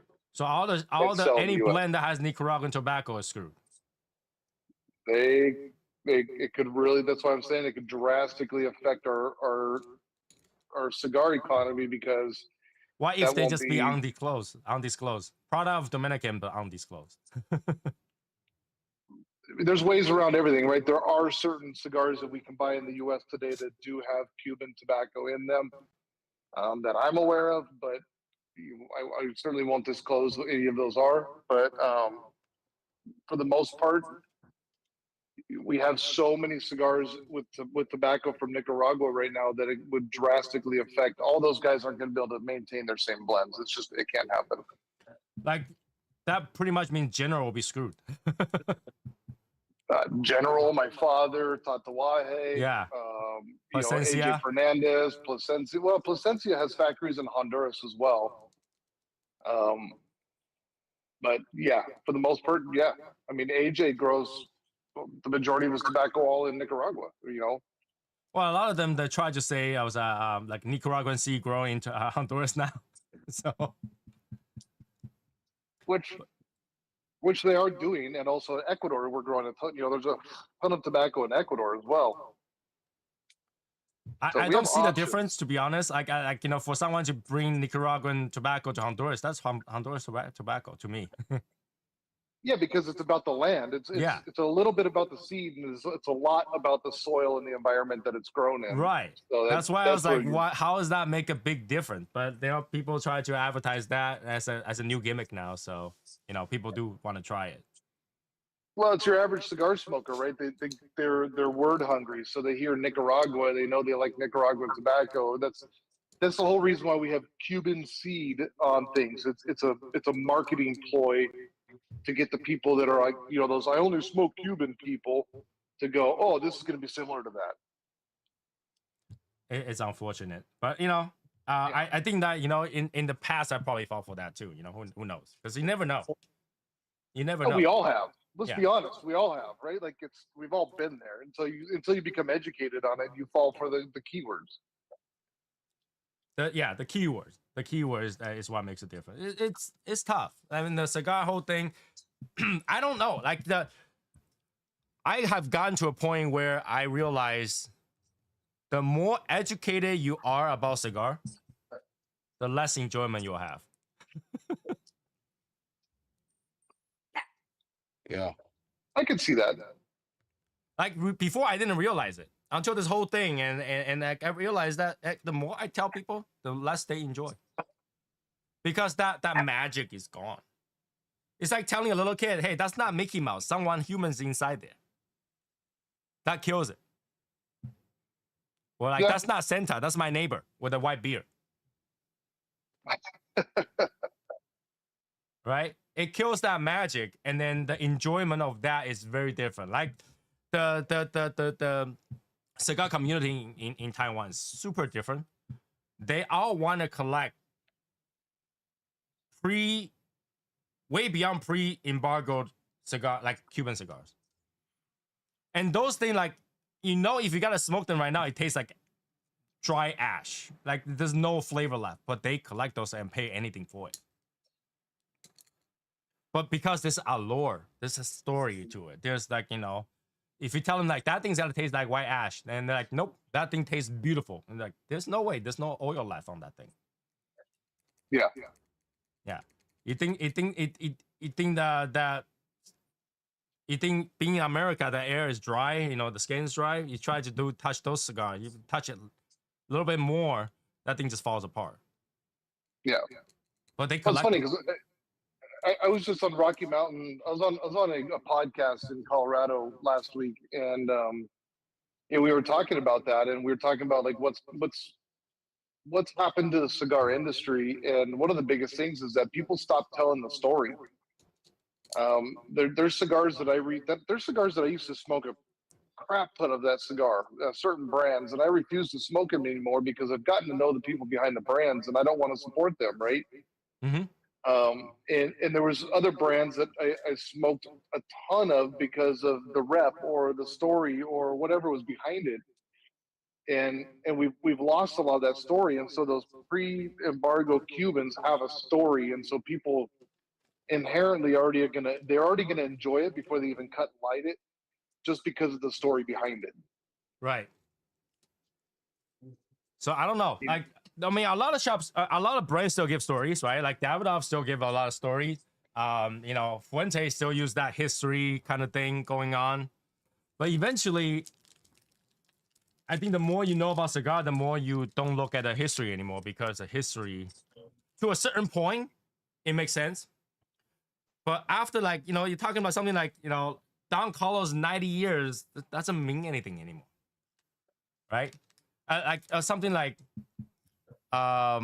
General Cigar use Cohiba, and then they use like how many year anniversary. It's like, dude, you're not part of that history. Yeah, but that's the history, right? Like, what I'm talking about is like the story, like what's behind it. And even Fuente stopped telling the story. They just started coming out with the next limited, and they're living off of the Opus, and they're on a different level. But a lot of these smaller companies that are starting up, they're just trying to put out another cigar, and there's no great story behind these cigars anymore, these new brands. Unless you live in a certain area where that blender has been in that area a ton or something, there's just no great story behind them anymore. And that's really what sold the cigars, and what makes them exciting is the people you're supporting and getting to know the background, and not necessarily know the blend and all this stuff, but what's the story behind it? Why did you create this, other than because there's this hype and you're trying to get on that train? Some still do have good story though. Like the most recent one, the EPC Silk, I thought was a gimmick, and then I smoked it. I was like, okay, I see why. So that actually meets that story. Like, sometimes you just name the cigar whatever, and there's really no reason behind it, and you're like, why? But that one, at first I was like, you make a cigar cater to female? Like, what does that mean? What does that mean? And then we smoke, it's like, okay, I can see how some female like it, and guys will enjoy it too. Yeah, it's designed by female, designed for the female, but created for everybody, right? And EPC, even in the change in their name from EP Carrillo to Casa Carrillo, is a part of them telling their story. And Ernie, who's the president of the company, Ernesto's son, he's doing a great job of maintaining and telling the story. The Pledge of Allegiance tells a story, and there will only ever be 1,776 boxes made because of 1776. The Battleborn tells a great story, and there's a great reason behind it. There's only going to be 2,500 boxes made. They'll come out once a year. It tells a story. It comes with a dog tag, and it's backed up by a great cigar. I haven't So got they're to doing smoke it yet. I bought a box. I haven't got to smoke it yet. Oh, really? Yeah, it's a double Maduro. It's a great cigar. I mean, there's really a good story behind what they're doing and when they do it. You know. I plan to smoke tomorrow's live, so I'm looking forward to it. But yeah, story's tough though. Like, you know, a lot of time you're like, so okay, when I make ITS, we're sitting down. Lewis is like, all right, so you know, you gotta tell people the story behind this, and I really was just like, what story? It's just a dumb guy want to make cigars. What story? Well, number one, you're not dumb, but you do have a story behind it, right? Where did you come from? You know, you got involved in the community through, you know, back with, you know, with Tim, and then, you know, split off and you started this, and it's grown. It turned into this, you know, this group, and now you want to honor the group with the cigar that you're creating that you feel fits the palate of the majority of the people in the group. The funny Right? part is, I understand that is a story, right? Once you put it together, that's a story, right? But at the moment when I'm sitting there, like, there's no story. It's just I want to make a cigar. This just sounds like fun. What story? They're like, just tell why you make the cigars. It literally happened on one of those after show chat because every dumb thing happens at that thing. Right? That's true. So I was like, what story? Should I just, like, if I put out that story, people will laugh, right? It's like, okay, every time we have after show, we go to Discord and then we talk stupid thing. And then people will say, hey, Tony, let's do this. And Tony will go, okay. Yeah, but it's part of the story, right? And because we've all been there. And so it's a story that people connect with. And so to us, it seems like a stupid story because we're in the midst of it and we're living that story together. But to the majority of the people, they go, man, I can relate to that because I sat with my buddies around a fire and, you know, we had a few drinks and, hey, what if we started our own cigar? And, you know, what would that look like? And here you go and you do it. And so it's a success story for people that have all felt the same thing, sitting around a fire or sitting in a room with a bunch of other people. Yeah. Like later on, once you sit down, it's like, okay, let's put this story together. Let's talk about why. Then we have that story. But at the moment, I was sitting over there, it's like, I'm not a big speech person. So everybody watched the release party. I can't make a speech. And Brendan knows firsthand. He was like, hey, Tony, you got to make a speech. I was like, what? I got nothing to tell but people. Just I'm a very realistic guy, right? It's like, hey, guys, there's a cigar. Go ahead. Yeah, smoke it. So we sit down and we're like, okay, let's put this together. The reason why, when it was started, blah, blah, blah. And you have a story. It's like, wow, I have a story? You know, you don't really feel like that because you're living that story, right? So to you, every part of it is normal. That's every day. And because it's every day, it's not a story to me. But when you tell somebody, that's a story. It's weird. It's weird. So like, you know, it's like, I blush if I had to tell people that story. Right? If I say, oh, Tony, tell me about a cigar, I start blushing. Yeah. It's like, yeah, this started out, you know. Yeah, but it's really part hard. of it, right? It's part of it. So I just scheduled. I'll be on another podcast in December on December 9th, and it's a marketing guy that I met, and he's got a marketing podcast. And so he just wants me to come on and wants to ask questions to tell the story of Cigar Mechanic and why this brokerage has become something that no other brokerage has become. You know, what does that look like? What's the marketing behind it?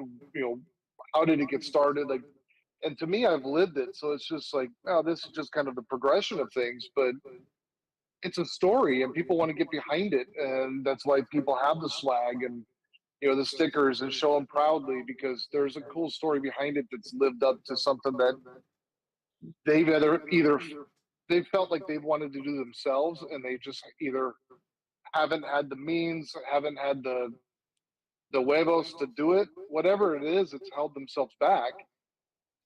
right? It's a story that people can get behind, that they can relate to, and that's what marketing's all about. Is how can you relate to people that they want to be a part of what you've created?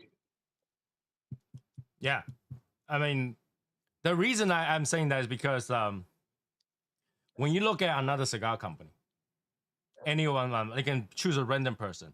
That person has been through 10, 20, 15, 30 years of cigar industry history where they can bring that out, and that's a history. I've been in this for how long? Yeah, but there's other people that haven't, right? You look at Warfighter, Patina, some of these other guys that have small brands. I mean, even Fratello. I'll throw Val the bone here. Even Fratello. The story doesn't come from a lineage of cigars. It comes from Nassau and working in these different places, playing basketball in the Dominican. His story comes from some different area, right? Or even Guy Fieri with the Knuckle Sandwich. He's just always wanted to do it, but his PR team's always told him no until he finally had FU money, and they said, "Go do what you want to do." Mm-hmm. And so he says, "I'm going to do what I've always wanted to do, which is be a part of and own a cigar brand." And lo and behold, here it is. And so people smoke it because they get behind that story and they relate to it. And we talk about that, right? Like, one of my best cigars that I've ever smoked was sitting in Guy Fieri's backyard smoking the Knuckle Sandwich Connecticut before it released. There was no way that cigar could have been bad. Well, I've shared that on here before. That's kind of different, right? Because when you're smoking the cigar with the person that owns it, two different kind of feeling versus you smoke it. That's what I'm saying. That couldn't have been a better. That could not have been a bad cigar to me in that moment when Hector Alfonso, who blended the cigar, looks at me, and I look around the table, and then Hector looks at me and goes, "Hey, what do you think of that cigar?" I'm like, "I think you need to give me 5 more. I got to smoke it after the dog bites me, and after my wife yells at me, and after somebody cuts me off in traffic. Like, I've got to smoke this in other situations other than this situation right here." Because this could be a dog turd with a cigar band on it, and as long as it smokes, it's a fantastic cigar. But Guy Fieri with the Knuckle Sandwich line has done well because he has a story behind it. I've always wanted to do this. I've always owned the name Knuckle Sandwich. I didn't know what company I was going to put that under. The cigar just fit perfect, so I gave that my most treasured name that I had held to this brand, because it's something that I treasure much and I really want to be a part of. So then people get behind it because of that story. Have you ever smoked ITS? I believe that, like, when it pre-release, I have some from Michael to drop it off at you. I don't even know if you smoked it. Yeah, I smoked it a while ago. It sounds weird. I just found them again because they got lost in my humidor. And so I've got to open that box up again and smoke another one. What'd you think about it? I never asked you. I thought it was great. That's not okay. It was great. It's not a good. Come on, feedback. Bro, like, listen, I've been smoking cigars for over 20 years, and I still go, it's good, it's bad. Like, there's just, I'm not the guy that gets like fatty tuna and my mom's macaroni and cheese flavors out of cigars. I'm gonna enjoy it. Listen, I like you. I like I like the manufacturer. I like being a part of it. I like Michael. I like everything about it. So it's gonna be already. I'm biased. It's gonna be a good cigar. I think you have a good palate. I think you know what you like. So at the end of the day, like, dude, if I were to do a review channel, it would be 30-second reviews. It'd be puff first third, puff second third, puff, last final third, thumbs up, thumbs down, end of video. Like, that's how I operate. I either like it or I don't. There's not much more to it for me. I have a friend where he smoked the ITS, and he smoked it, and he was like, okay. And I was like, what do you think? He's like, if I knew a Tony was gonna make a cigar, it would taste like this, because it tastes like Tony. I was like, that sounds very wrong, but sure.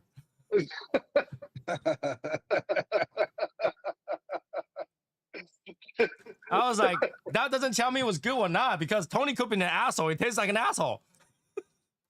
At least the asshole had soy sauce on it, I guess. I don't know. Right? So I was like, okay. That's a very good description, but it didn't tell me whether or not it's good or not. And he's like, I'm still smoking it, so I guess it's good. Okay. But he didn't tell me that if Tony was good or bad. He just say I'm still smoking it. I'll tell you what. If I have time tomorrow and I end up smoking a cigar, both myself and Drew will smoke it tomorrow. Nice. Yeah. Yeah.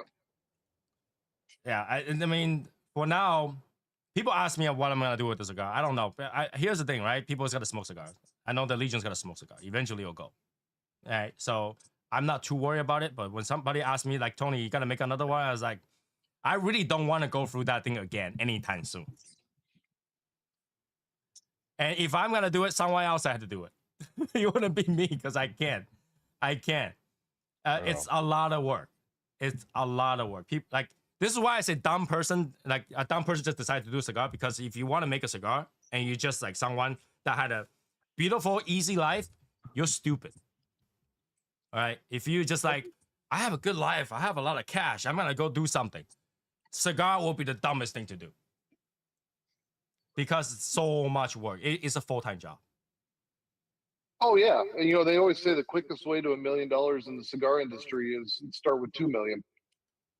You're going to spend a ton of money and a ton of time, and and you actually went through it fairly quickly compared to what it takes most people. I mean, some of the stuff is 3-year, 4-year projects before they're even seeing the light of day. That's the funny part. So I went to La Aurora's factory 2 weeks ago, and they were talking about a cigar project takes about 8 years. Yeah.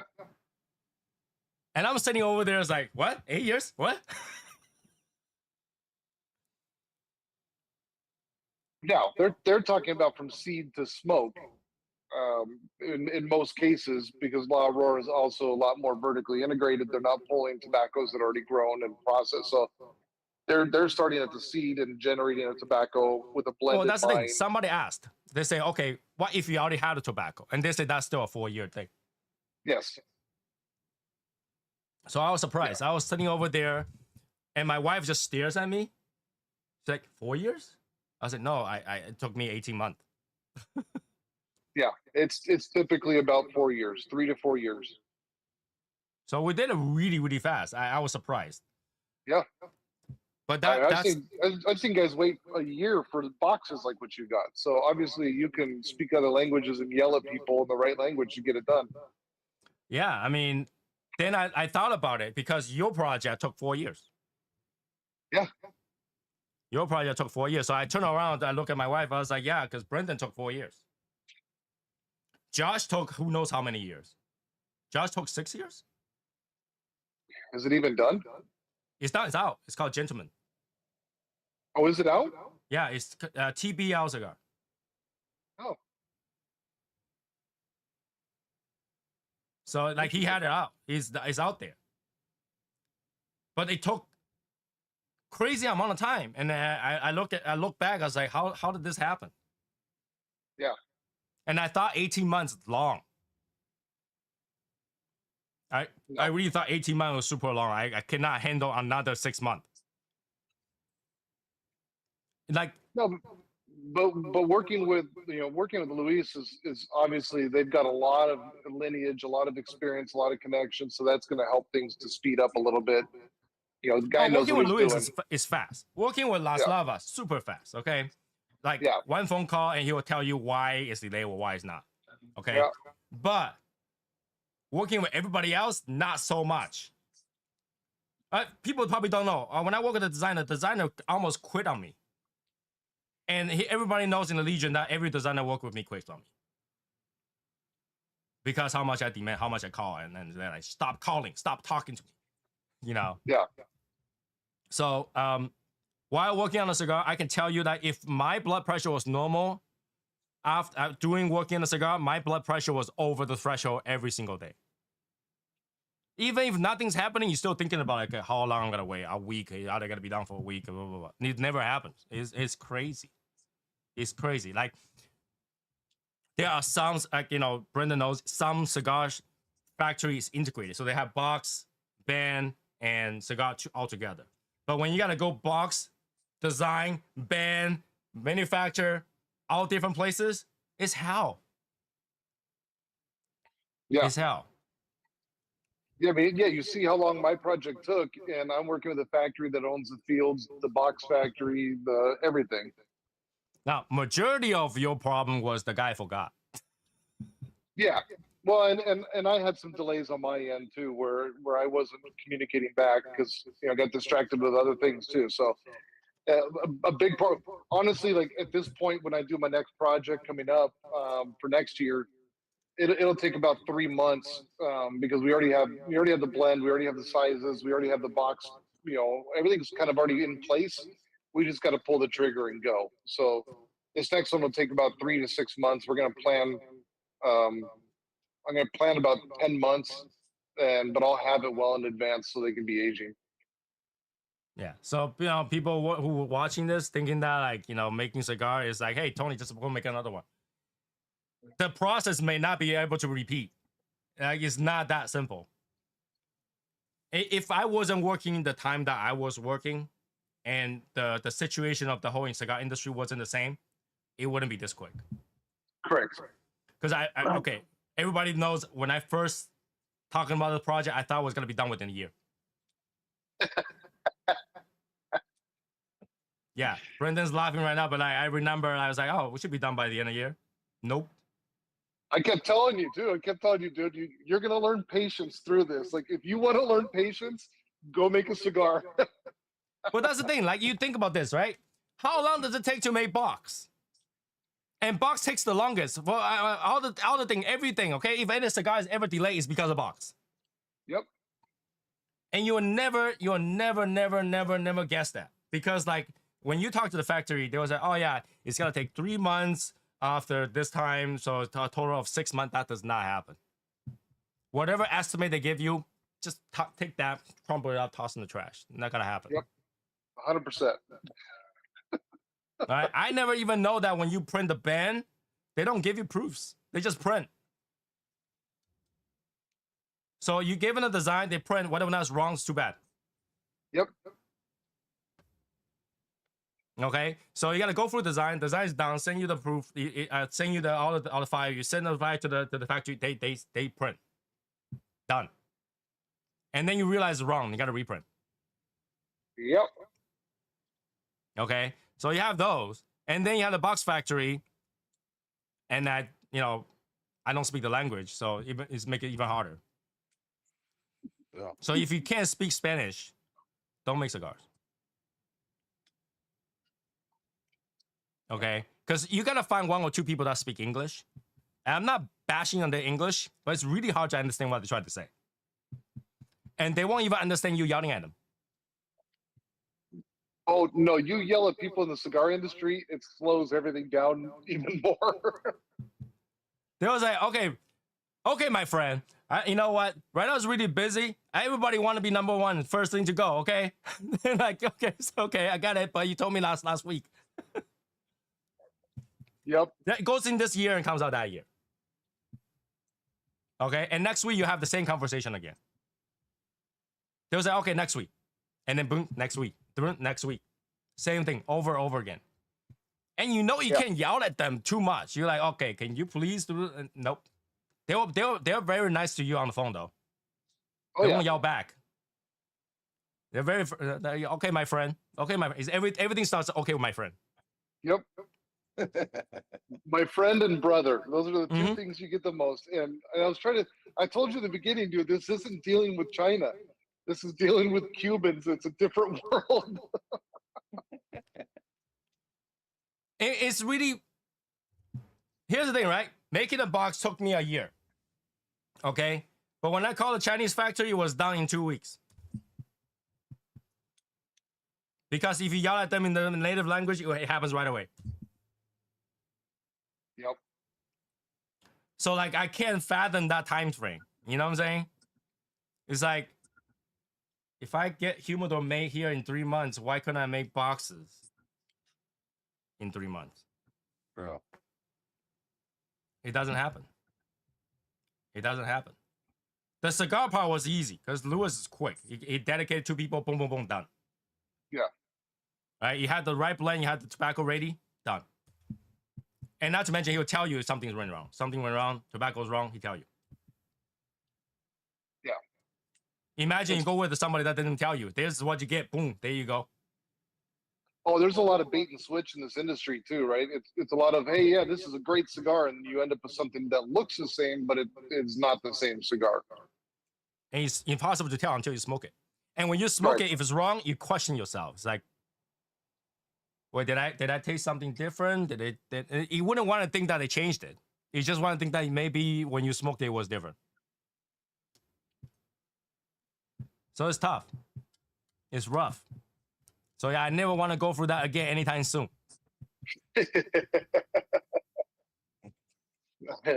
I got a project I'm working on that I'm gonna be talking to you about, Tony. See if you want to get involved in. Oh, ouch. Am Yeah. I gonna do work? Yes, but it's gonna be your kind of work. It's right up your alley. It's exactly what you enjoy doing, and I think you would be a huge asset to a company that I've been working on developing that we're probably about 6 months to a year from pulling the trigger on actually making happen, and it'll help everybody here too. There you go. There you go. Nice. And I was kind of surprised because I said I said Thanksgiving to Lewis, and Lewis is like, let's talk business next week. I was like, what does that mean? Did I screw up something? He probably thinks he screwed up something, man. That's how he operates. I was like, wait, all of a sudden everything was fine. All of a sudden, say, let's talk business next week. What? What did I screwed up? I thought I didn't do anything recently. I didn't bash any cigar recently either. Yeah. Actually, Michael still has some of those box pressed Patrimonios here. I'm smoking it right now. It's a great cigar. It is a great cigar. I don't know why people are not trying it, because it is okay. If you like Patrimonio and think it's a little bit too strong, box press is the way to go. Yep. It's a lot easier, because you guys know, like, okay, people that might not know this, okay, when I first went to Brendan's lounge, we sat down, he pulled out the Patrimonio in Toro and Robusto, and I was like, you know what, I'm not gonna be able to finish the Toro. I got the Robusto, remember? We smoked a little bit halfway. Half of us put it down. Half of us put it down because it was so strong. We were like surprised. Yeah. I was like, I'm smoking the Robusto, and then he told me the Robusto is stronger afterward. Thanks. I wasn't gonna tell you that beforehand. Like, I think, who else was there? Michael was there. Martin was there, right? I think And Martin was there. smoked the Toro, and it was fine. I was like, why isn't Martin get smoked the Toro? I'm smoking Robusto. I'm dying over here. Yeah, and I think that was only like cigar number 12 for the day. Yeah, but then, like, you know, when you're having a good conversation and when you're having throughout the day talking, you don't realize how much you're smoking. If you're smoking on your own, you're sitting there by yourself and you're smoking, 3 cigars is gonna kill you. But when you're having a good conversation, you don't really realize how much you're smoking throughout the day. You're pacing yourself because you're talking. So having 12, 13, it sounds shocking. Whenever I tell people, like, hey, when we go hang out, it's 13 cigar days. People don't believe it. Especially when I go to Taiwan, people take 3 hours to smoke a cigar.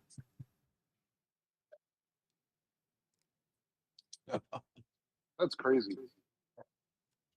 Okay, Daniel, I'm gonna put you on the spot. So I went to the shop, and the shop owner is Daniel. His name's Daniel. We're talking in the morning. And I forgot what I was smoking. Maybe like something close to a Churchill size. I'm done, and he's not even 1/3 of the way through. And this is the guy that runs the shop.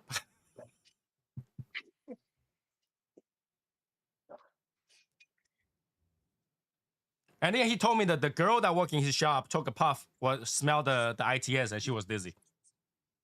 1 puff.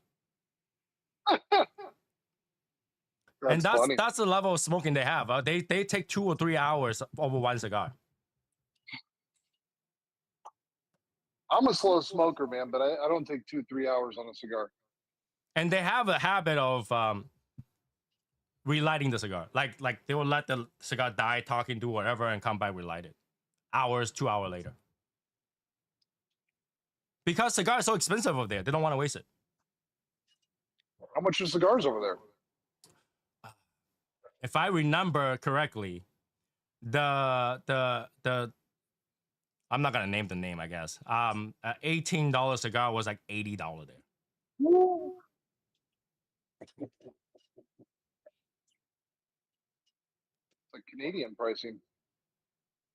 Because there's import and there's tax and all that stuff, and the Pacific whatever, they take a big chunk. So they were like, I don't want to waste this. I still have, 1/3 to go. I'll smoke another hour. But I was like, when we are doing this, like smoking, hanging out, we're like 13 cigar days. When you go blend a cigar, you're like 10 cigar days, 10, 20 cigar days.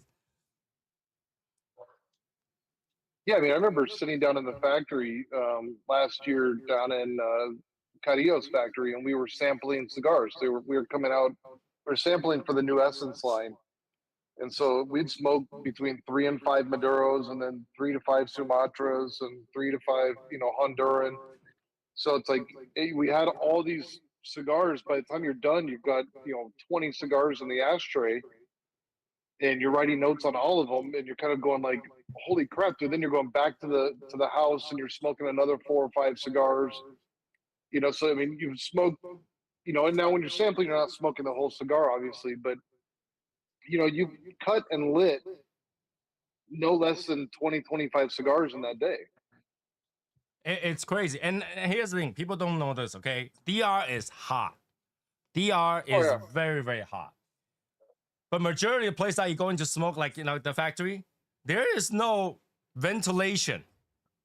Because if you open the AC, you can't open the window. If you open the window, he comes in, you can't open the AC. So it was chimney in there, in a small room.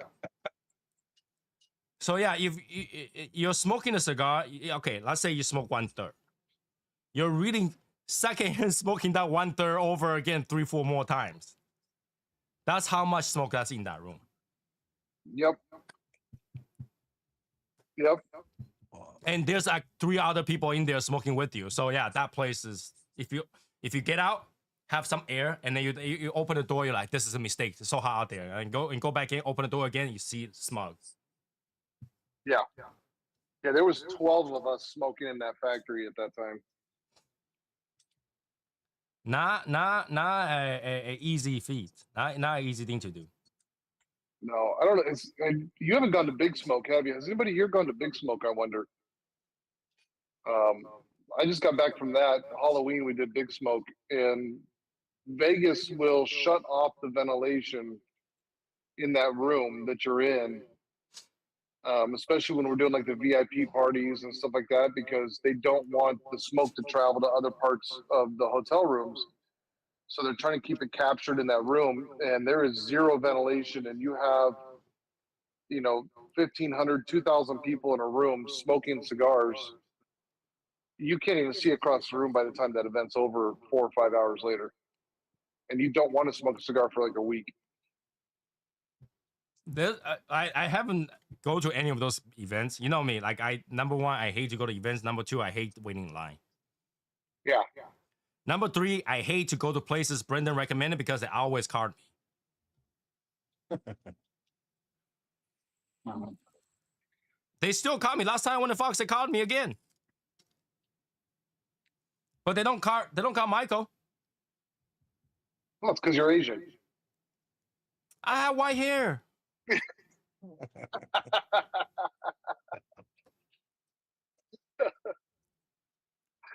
I ordered a cigar not long ago, and a UPS guy tried to card me. Delivery to my house with my name on it and tried to card me. I was like, wait. I need a card. I need ID. He's like, yeah, you look quite young. And I look at this guy, I'm older than you. And I got carded at my own house. I don't get carded a lot, but I think that's because I'm starting to look like Santa Claus over here. So All right, so I don't leave a beard because when I grow out, I look like a caveman that doesn't know how to shave. You look like a 14-year-old kid trying to grow his beard. Well, they'll grow out, but like the side never comes in like a goatee. It's like you got a chunk here, you got a chunk here, you got a chunk here. It's like Joe Dirt. If I grow it long enough, I get a Fu Manchu. But like getting caught in my own house, I feel very insulted.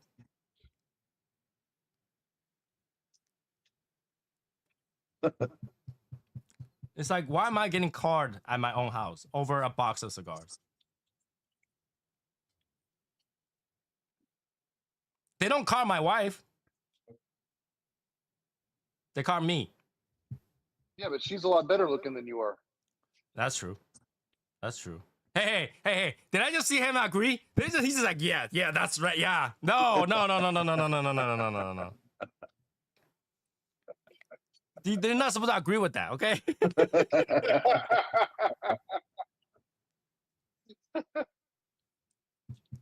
Went through all that, I get caught. I don't get caught in Asia. I just get caught here. And when I try to grow it out, my wife complains. So my daughter doesn't even get carded. And I should look older than her, right? Should. That's racism.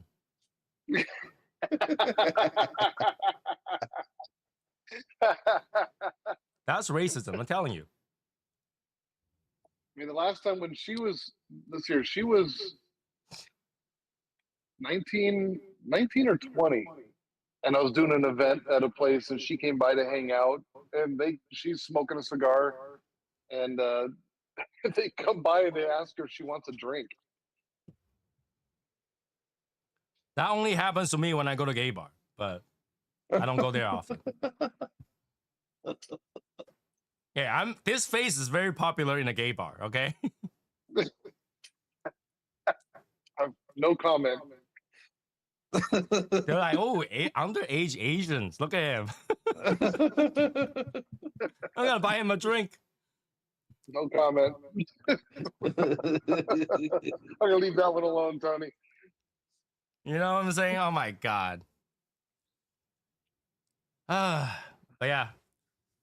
All that's happened past 7 years now? It's on the 8th year soon. That's crazy, man. We had some good time. I mean, during the COVID was very peaceful time. But the past 3 years was a mess. But then everybody has something going on. That's the thing. Everyone has something going on. Life changes. Yeah, I mean, shoot, you get back to work, right? Like you get back to normal life, and things come around. I mean, but you have your constants too, right? Like I'm sure Val has his smoking lounge set up again with his heater and everything, and that's in his. Yeah. He have his tent set up. Yeah. Well, he's different though. He's retired, right? So he has time. Oh yeah. There's all these names I don't even know. I feel like I lost a lot of time. I went from, if people remember me during the Cigars Daily Nation years, I got so much time. Every day is just coffee, cigar. Daytime, nighttime, whatever. And somehow I just ran out of time. And now I'm getting those time back. I'm quite relaxed. Like I was saying, Tippers, I was at my sofa, hot chocolate, cookies, and stuff like that. And all of a sudden, boom, boom. I was relaxing. And then he goes, hey, jump on a live. It would be cool to be on live right now. Okay. I got time. I don't feel like a expectation. I feel like, hey, I get to. Right. I get to hang out. It's right now I'm just hanging out. And that's a good thing. I think I got to get those back. That's how it was when this all started. I mean, remember we used to be on all the time, Mm-hmm. all the time, and then it's like, I mean, even myself, I just got super busy. I disappeared for a long time because it's just usually I'm in the midst of something. I mean, and And now there's so many projects in my life that it's rare that I have the time to do something, or even to sit here and be on a podcast anymore. I mean, it's just gotten so rare between all the different companies and the nonprofits, and the filming for YouTube, and the different friends groups, and the ministry stuff. Like, all this stuff going on is constantly. I mean, I can tell you this right now, like next year in April, I'm home for 6 days in all of April. I'll be in Ireland in July. I'll be gone for 3 weeks in September. Not to mention the trade shows. I mean, I'm leaving for Vegas next week for a cannabis trade show. So I'll be up there because we're working on getting into that industry for stuff. I'm working on a project in the pet industry, so it's like I'll be at pet industry trade shows this next year or 2 years. It's like this constant like flow of just busyness, and it's like, man, when do we have the time anymore? But you work to get that time back. I feel like I'm slowly getting the time back. When I feel like when I sit back and I start to take away expectations, and I start to have that time back. I think I put a lot on myself. Yeah.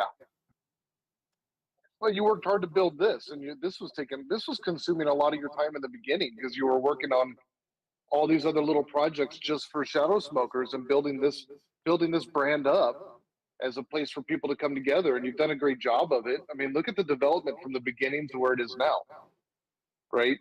But that's a lot of time, and now a lot of those things are able to kind of flow on their own. But in the beginnings, man, it's a ton of work, a ton of effort.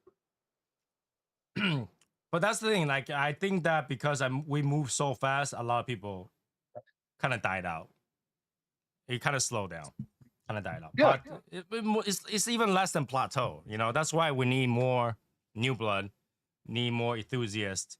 And I don't know what kind of happened in this industry. All of a sudden, you find that the enthusiast is this chunk. The rest just want to smoke. They don't care. Yeah. Right? The enthusiast is this chunk. And this chunk don't have a lot of people. The rest is like, I smoke, I like what I don't. That's it. And a lot of people fall in that category right now. But like 2019, 2020, 21, there was enthusiasts. Everybody want to know a lot more about cigar, want to hang out and smoke. So it's kind of different. Yeah, but I think a lot of that's changed too. Like, we were talking about that too, just with the media. That was part of the reason of the podcast that I was on Thursday. We were talking about was just the media and the influence it's had. And I think people just got overwhelmed. I mean, all of a sudden, everybody's an influencer. Everybody's got their channel. Everybody's got their group, their hangout. And sometimes when the pie is it's only so big, and you start chopping that up into these little tiny pieces, and then somebody splits off, and then somebody splits off, and then all of a sudden you have all these little groups instead of these large groups that we used to have. Mm-hmm. And so everybody goes and finds these places where they can fit in with whatever their own way is.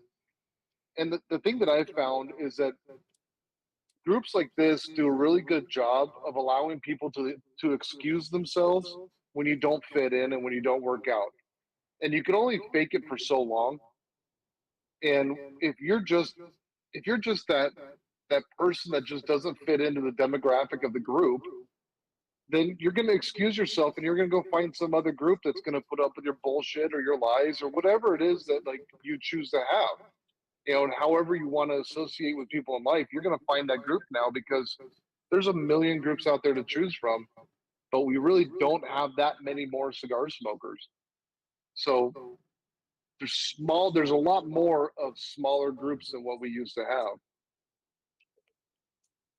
Yeah, majority of people that left the Legion went to a group that created by another ex-Legion member. Yeah. Which I never got invited to, by the way. Would you like to? Nope. I know one of them kind of didn't work out, split. The other one cost money.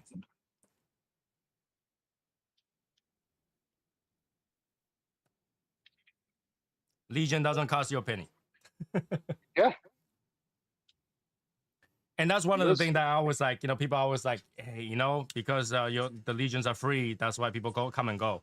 I was like, you know what? It's a place to hang out. Why are you charging people money? Right. But even groups that charge, man, they still have their ebbs and flows as well. I mean, Yeah, oh, yeah.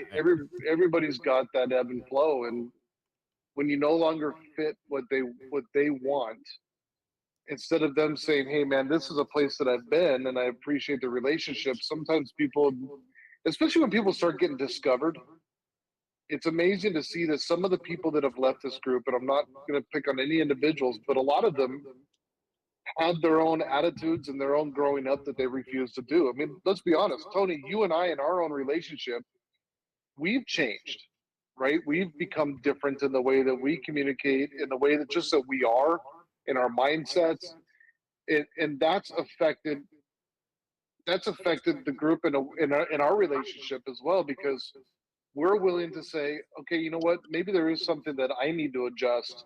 Maybe it's not really just everybody else.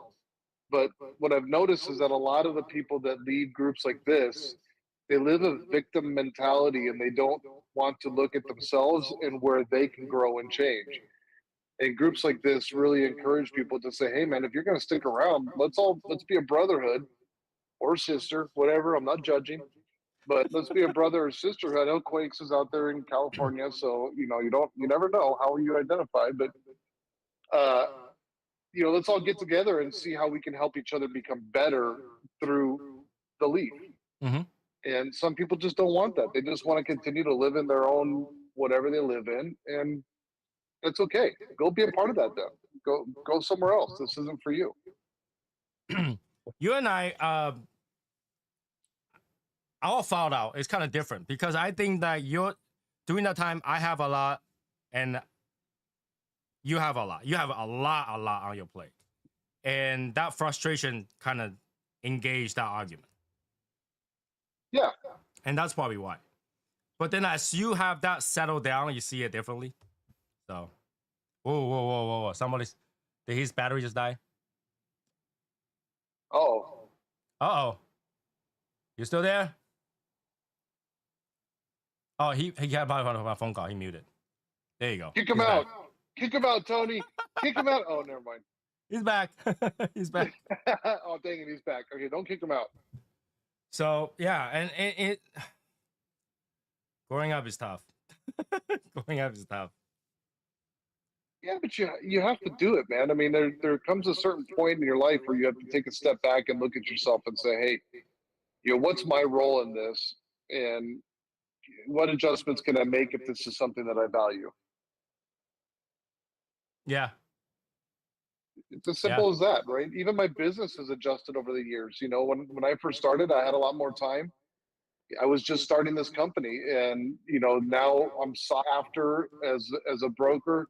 So I'm constantly responding and bouncing to different things. But like this last year, with all the life things that I've gone through, has forced me into a place where I have to analyze where is the value, and even in my business now, like where do I spend the majority of my time? Meaning, what clients do I go and spend the majority of my time with, and which ones am I just in the shop? Do you need to buy anything? I'm out of the shop.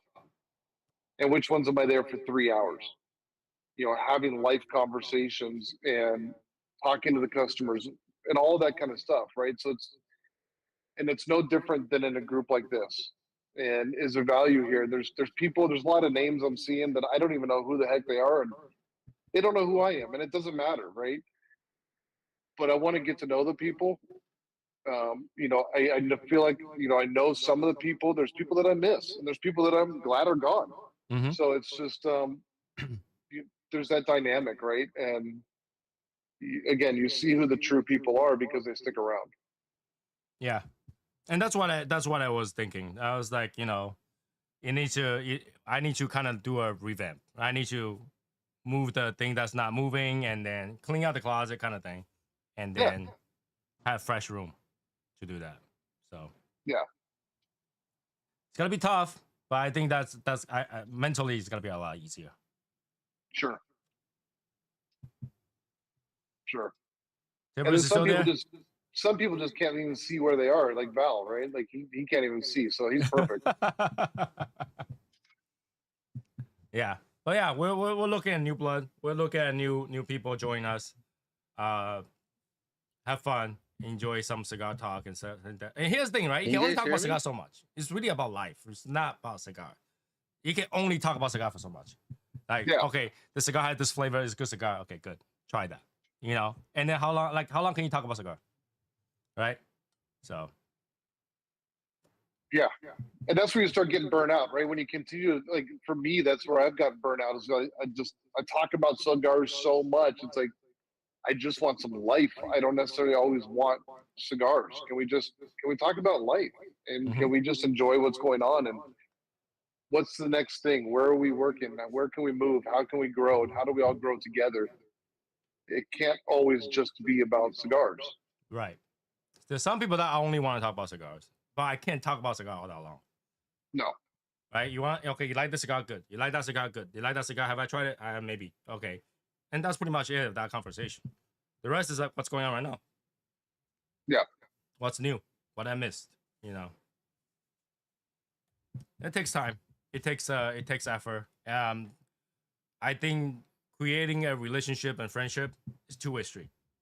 Right? So Valtis, I gotta kill zone. And that two-way street, it takes effort. Keep a friendship takes effort.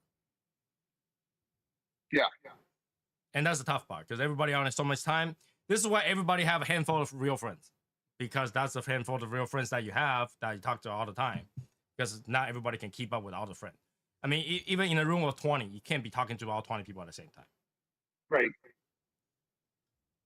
Right. And what I was trying to do is try to talk to 78 people at the same time. Bad idea. That doesn't work. So now, clean up. And I'll get there. Yeah, and everybody's got different lives and different schedules, and how do you bring that together? I mean, part of what I look at when I'm actually one of the biggest components I look at before I bring on a brand or consider bringing on a brand is, can I spend a week in a car with this person? Is this a person that like is alignment with my values, and is this a company that's in alignment with my values? And if not, then I don't care how good the cigar or how popular the cigar, how well it's going to sell, how much money I can make. I don't care. I got to be able to spend a week in a car with you. And if the answer is no, then we're just simply not going to work together, right? And that's no different here. Like, you know, are we going to be able to get along in the times that we are together? And is this going to work out? Yeah. I think the next thing I'm doing really recently is to help out a friend and kind of together bring the New World cigar into like Taiwanese market, because Taiwanese market is all Cubans. And start to slowly to have people that want to smoke New World. And I think that's very interesting. So whenever I go to Taiwan, that's the message I'm trying to bring to Taiwan.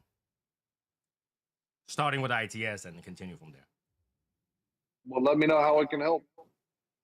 I talked to you about that 2 years ago. I know, but now you're doing something about it. I can't do much about it. And when I fly back, give me some samples. I bring over. Okay. Oh, all right. I think that is it for today. We're on for like 2.5 hours. It's pretty cool to have you on. Don't be a stranger. I haven't talked to you for so long, so jump on whenever you have time. Ping me. Yeah. We'll be talking soon, man. I got, like I said, I got a project that I think that the SSL is going to really like, and I think you'll really like. So we'll get you involved in that if you want to. But you and I'll talk about that. But hopefully I'll be around some more, man. I hired a new sales rep in the company. Actually, newer to the company, but Drew's back working with me.